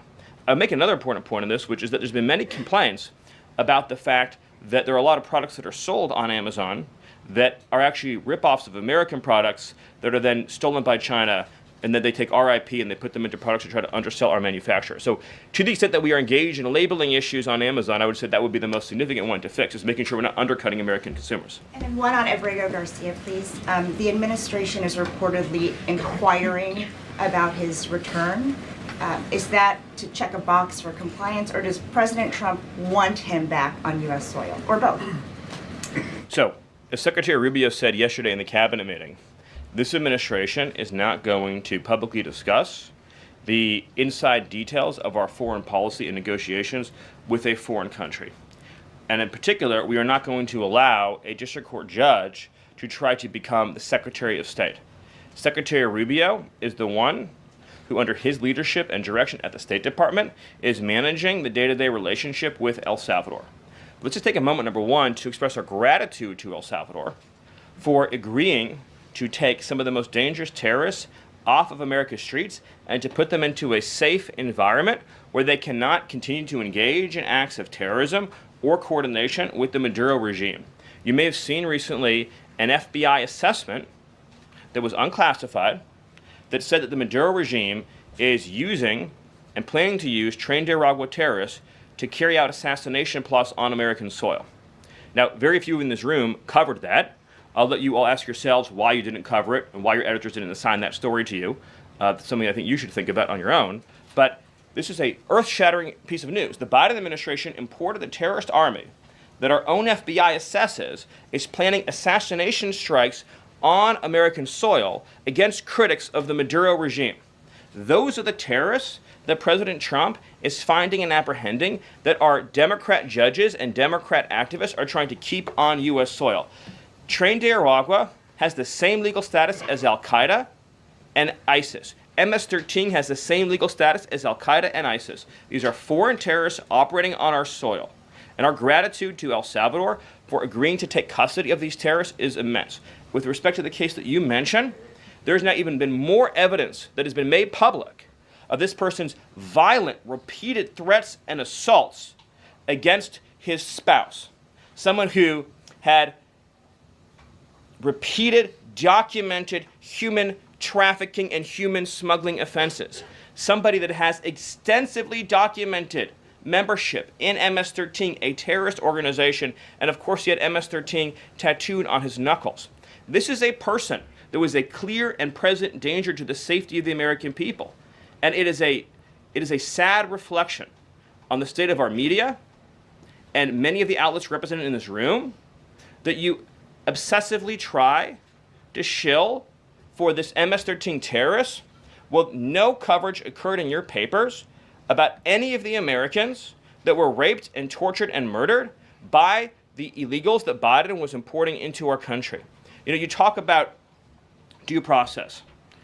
The Biden administration made the decision to give extensive due process to two Trinidad terrorists that were apprehended at the border just a couple years ago. They were two gentlemen. They were from Venezuela. They were members of Trinidad. The Biden administration Border Patrol apprehended them and made the decision to provide them with extensive due process, put them onto a program known as supervised release, and put them on ankle monitors so that they could go through a lengthy legal, judicial determination as to whether these legal aliens who had just set foot on U.S. soil might want to live in the United States for the rest of their lives. What was the result of that decision? What was the result of that choice that was made? Those two men kidnapped a young girl named Jocelyn Ungary from her family.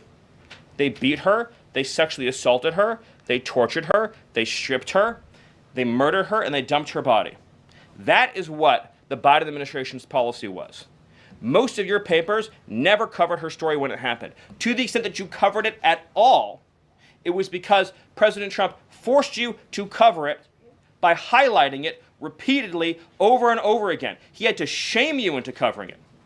And each and every one of you that sides over and over again with these MS-13 terrorists, to the extent that you have the financial means to do so, you all choose to live in condos or homes or houses as far away from these kinds of gangbangers as you possibly can. If I offered any one of you a rent-free home with no taxes to pay in any of these gang neighborhoods, and I said your neighbors are MS-13 terrorists or Mexican mafia or Sinaloa cartel or Trinidad, I couldn't pay you to live there.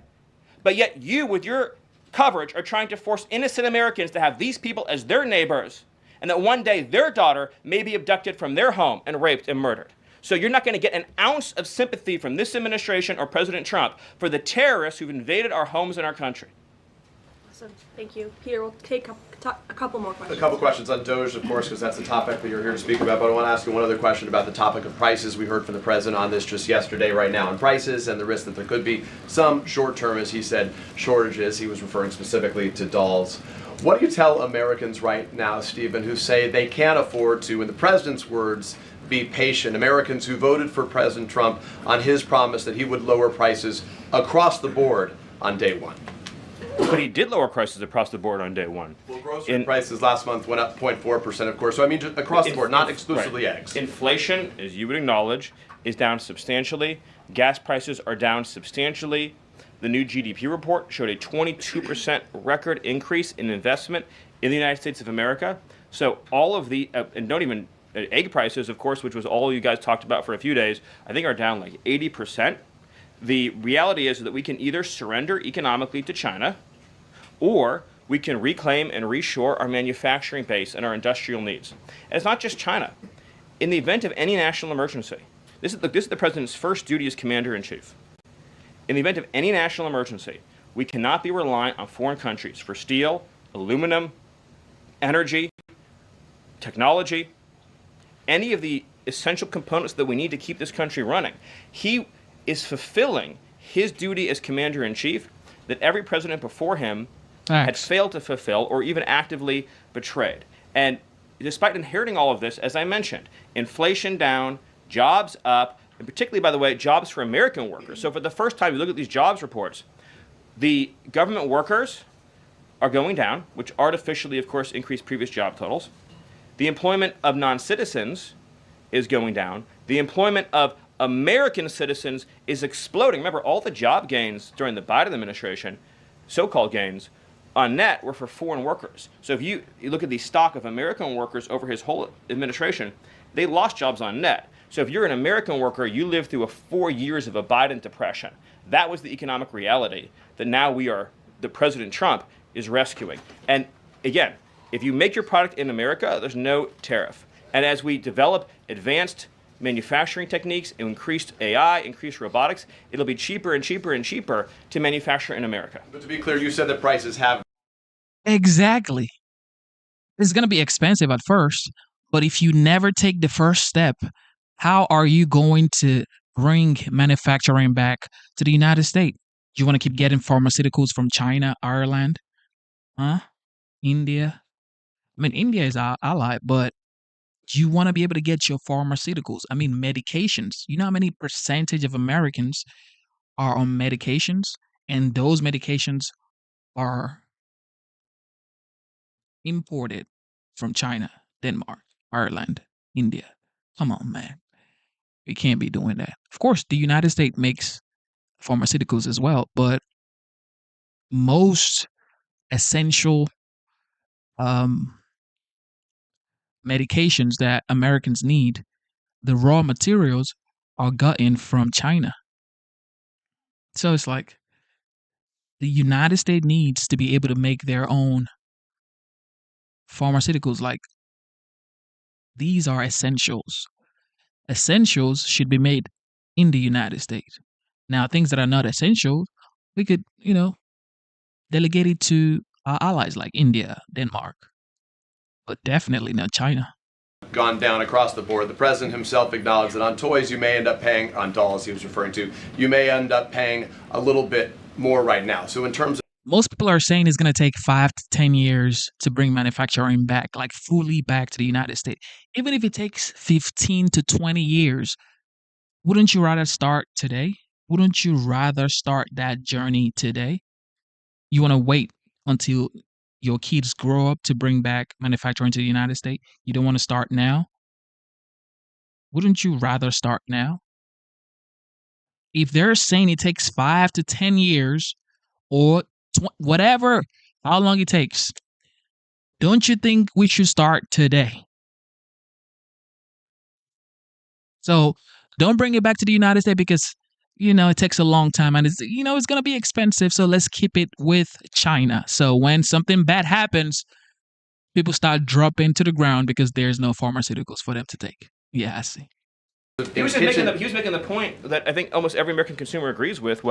If they had a choice between and I'm a parent of young children, you have a choice between a doll from China that might have, say, lead paint in it, that is not as well constructed as a doll made in America that has a higher environmental and regulatory standard and that is made to a higher degree of quality. And those two products are both on Amazon, that yes, you probably would be willing to pay more for a better made American product, but here's the key point. With the tax cuts, the regulation cuts, the energy price decrease, and everything else that President Trump is doing to unleash this era of American prosperity and prevent the road we were on to get off that road of financial ruin and doom, means that it will be cheaper than ever to make a manufacturer in America. I think that answers your question. So I'm going to follow one more. Stephen, can I just... No, you ain't got no, yeah. You already got two, bro. You got two, bro. No, bro. You got, matter of fact, you got three. Yeah, bye, bro. Last night, Kamala Harris delivered her first major speech after losing the election. She attacked Trump personally, attacked the policies. Any comment from the White House on that? Nope. Well, I think it was a great reminder to the American people of just how blessed we all are that the leader sitting in the Oval Office today is President Donald Trump and not President Kamala Harris. It was a helpful reminder of just what a travesty and a tragedy that would have been. It would have been the end of America. And it gives me a chance to bring this whole thing home. If we continued on this road of radical regulation, choking off American energy, sending our supply chains to foreign countries, taxing our economy to death, pushing this cancerous woke ideology on our children, ending merit, ending scientific innovation, ending public safety, allowing, everyone goes to the stores these days, everything's locked up, criminals roam free, law-abiding citizens under the previous administration were punished while gangbangers were given red carpet treatment. Democrats, of course, are still giving gangbangers red carpet treatment. And then the border invasion. If those policies had continued, it would have been the end of the American Republic. And the only thing Americans want to hear from Kamala Harris is an apology for joining Joe Biden, and remember, she was the border czar, joining Joe Biden in aiding and abetting the invasion of our country. And we're never going to stop talking about this because what they did to this country is unforgivable. It is an eternal stain on the Democrat Party. Every day we read another story. Every day we arrest another alien they let into this country who raped a child, who beat a woman within an inch of her life, who murdered a mom, who murdered a dad, who trafficked drugs into this country, who trafficked fentanyl into this country, who are responsible for dead and slaughtered Americans. And I don't know what's broken in the Washington press corps, that none of that moves them emotionally. The only thing that gets them exercised is, do we need to have more trials for terrorist supporters? We need to have more trials for gangbangers. We need to have more trials for illegal alien invaders, even though Congress and the Constitution clearly say that you can expel invaders and illegal aliens quickly, efficiently, and properly. This president has literally saved America, and I could not be prouder. I could not be prouder, as I know Caroline feels the same way, to come every single day to this building where we have a leader sitting in that office whose first, last, and every thought is the safety, prosperity, security, and sovereignty of the citizens. That's an important word, people. Citizens of this republic. Thank you all. Thank you, Stephen. Thank you for your time. Thank you, everyone. And just to add on the Kamala Harris point, I think I speak for everyone at the White House. We encourage Kamala Harris to continue going out and do speaking engagements. You'll hear from the president at 11 o'clock. See you guys later. That guy, absolute menace, okay? Stephen Miller. All right, there's been an update between China and the United States. Drum roll, ladies and gentlemen. There's also been an update between Russia and Ukraine. I know people say Zelensky, Ukraine have signed the rare earth mineral deal, but there's been more update. But this isn't listen. Let's read this together, okay? This is CNN, ladies and gentlemen. Here we go. China says it's evaluating possible trade talks with the United States. This was 3 minutes ago. China is gonna. Now they're about to kiss the ring because the United States is the largest consumer on earth. And China is the largest manufacturer on earth. So, check this out. They've started evaluating possible trade talks with the United States. It says here, China says it's currently assessing proposals by the United States to begin trade talks in a subtle tone shift that could open the door for negotiation. The spokesman from China Commerce Minister said in a Friday statement that the United States has recently sent multiple messages to China through relevant parties, hoping to start talks with China. China is currently evaluating this, and that's cap. China lie. They lie a lot. They lie a lot. So for sure, it's hurting them. China is literally collapsing right now. The real estate market definitely almost dead. The economy is not booming too. You think it's not affecting China as well? Chinese producers are like looking at President Xi and say, yo, what in the world is going on here? You better make a deal fast. That's what they're telling President Xi. You think they're telling President Xi, don't make a deal. We're going to write it out. No, you can't write nothing out. This is the largest consumer on earth. You need the United States. You need the United States, okay? There's nothing you can do about it. You need the United States. So you better go on ahead, evaluate the possible trade negotiations, and sign on a dotted line and let the trade begin. They can't do this for too long. They were waiting. They thought that Trump was going to bend or fold. But that man, he almost went to jail. There's no way he's bending. I mean, he almost went to jail, ladies and gentlemen. He has a mug shot. He literally has a mug shot. There's no way he's bending for nobody. He's the first convicted felon in the Oval Office. And you think he's going to bend to President Xi? Yeah. He ain't bending nothing. There's nothing anybody can say, anybody could do. No force, nothing is stopping this dog right now, man. The American people stand with him, and it is just what it is. It is what it is. With that being said, God bless you for tuning in. Instead of looking for perfection, seek for consistency. Never give up on yourself. Never give up on your dreams. Never give up on God. Believe in yourself. Believe in your dreams. And believe in Almighty God. All right? God bless you. God bless the United States. Thank you to the veterans. Thank you to the military personnel. You guys protect the homeland. God bless you. Shout out to C. Shelley. Shout out to Mr. Busky. Shout out to the legend Ellie. God bless you. Shout out to Zara's Garden. Shout out to Dana. She's probably not here, but I like to shout out my gang. God bless you guys, man. Thank you for tuning in. And also, like, some of you are not like moderators or members, but you guys show up, so God bless you. Thank you so much. You can join the memberships. It is $4.99. Support your boy. $4.99. All right, with that being said, your boy gotta bounce. All right. We're gonna be back here for sure, by God's grace. You gotta put that in there because you never know. Man proposes, God disposes. So, by God's grace, we're gonna be back here, and God bless you and your family, man. God bless you. I wish you well. I wish you prosperity. I wish you success. I wish you love in your heart. I just wish you good things. I wish you colorful life. All the good things that God provides his people. All right. So even if you're a Lib, Democrat, Republican, Independent, Muslim, Christian, Buddhist, whatever you are, I wish you good luck in life. Okay. And God loves you. All right. With that being said, your boy got to go.